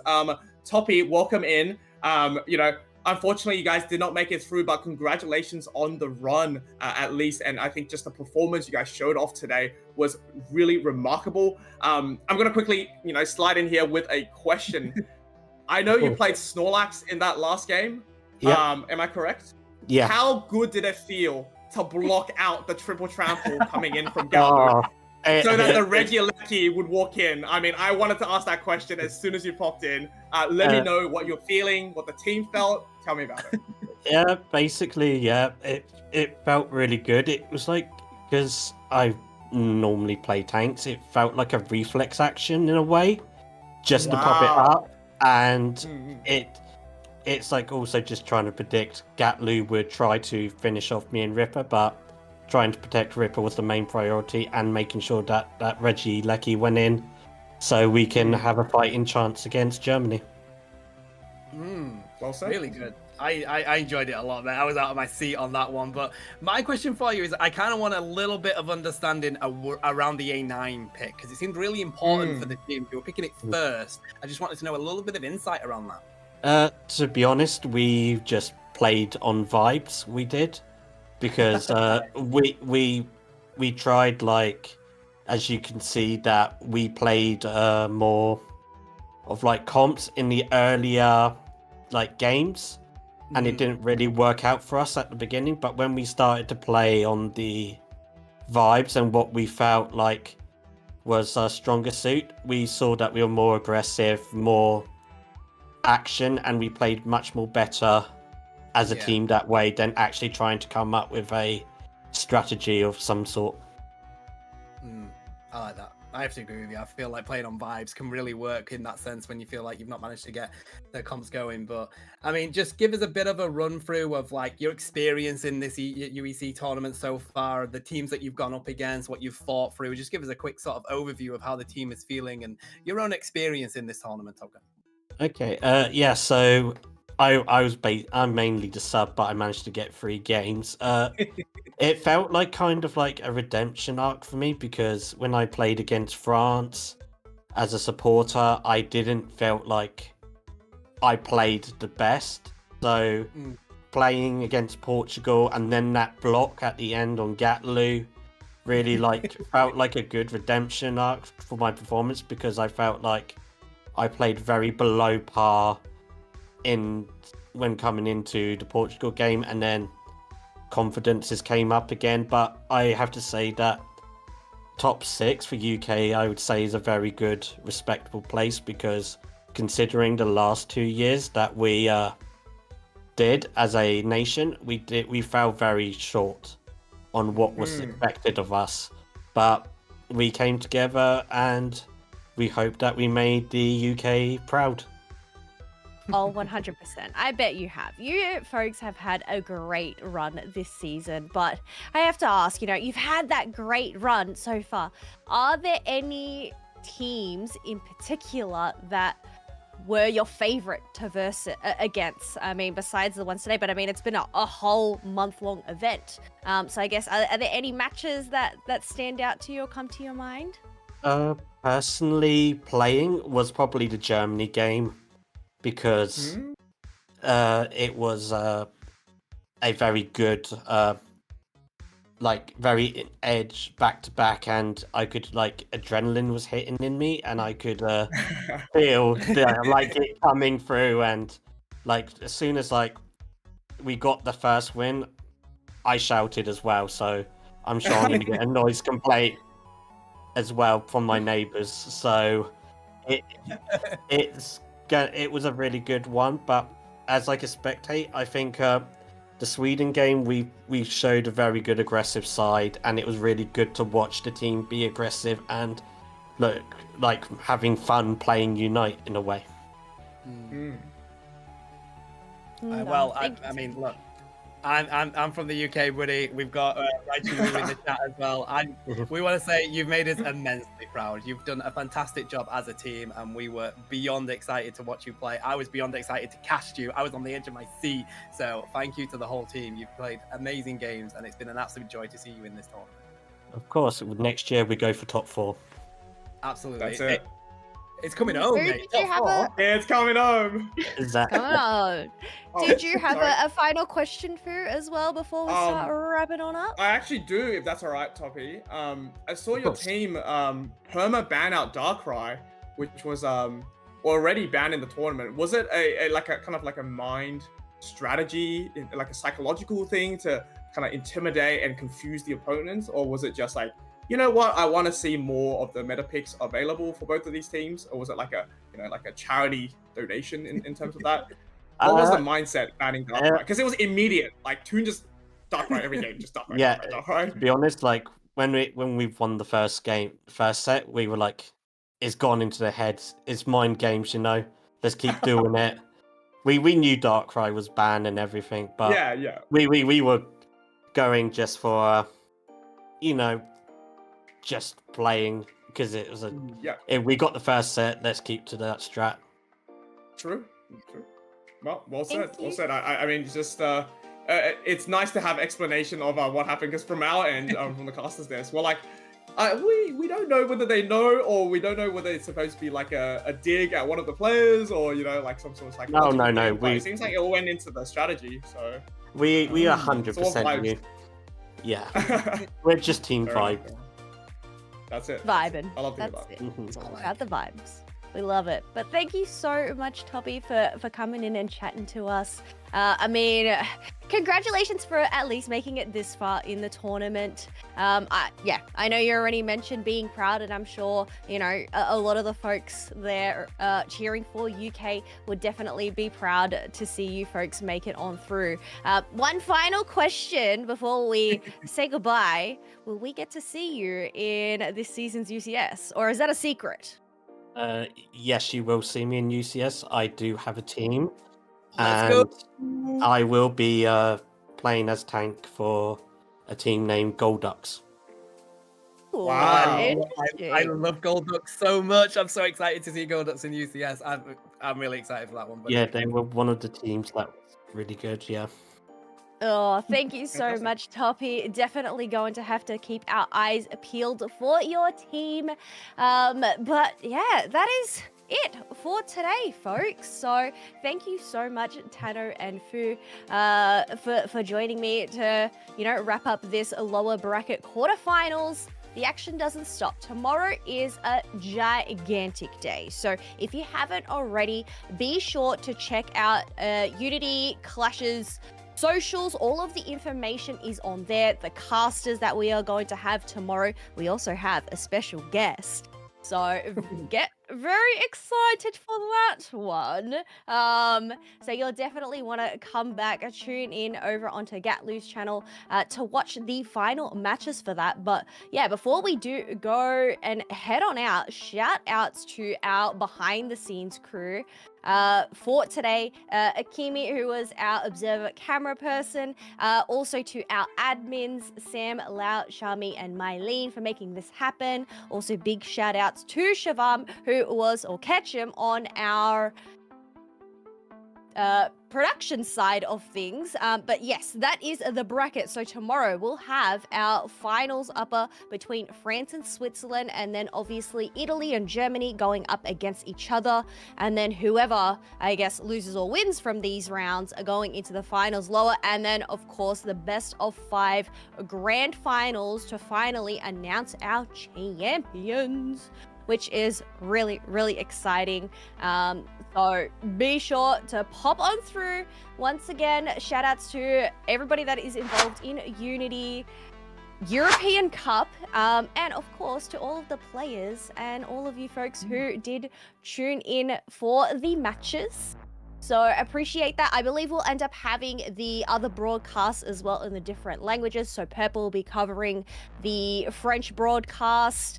And off the top of my head, I'm sorry, Shabab, the other ones that are going to be covering. So be sure to check out Unity Clash socials for all of that information. Final words, Tano. Yeah, I mean, I'm heartbroken to see the UK go, but what a fantastic tournament this is, and I'm really excited. I mean, what more could you want out of these final battles, right? It's going to be the Italy-Germany revenge game everyone wants to see. Switzerland, who have been dominant so much, are going up against France. It don't get any better than that, guys. Thanks for being a part of this. 100%. Fu, any last words before we say hooroo? I mean, it's just, I'm gonna echo what Tano said. I mean, it just, after a month of intense competition, I can't believe it's ending, I think, tomorrow. It all comes down to this, and anything can really happen in a double elimination bracket, and we've got so much more action coming for you tomorrow. So follow socials, tune in, because, I mean, if today is any indication of what level of gameplay you're gonna be able to watch tomorrow, I mean, it's gonna be an exciting stream for sure. 100%. And if you haven't already, be sure to chuck that follow onto Ghatlue's channel. That way you do get notified for when we do go live. Once again, final shout outs to Nouns Esports for sponsoring this tournament. If you'd like to check out their merch, rep that Unity European Cup swag there, either with a jumper or a shirt, or maybe you might want to drink some coffee or tea while, you know, you're sipping and watching some matches. So there is the website to check on out if you want to go have a look, and be sure to use Unite at checkout for 10% off. But that is all from us today. So adios for now, not forever. We'll be back tomorrow, so you don't miss us too much. But I hope you all enjoy the rest of your weekends, and we'll see you next time. Thank you, everyone.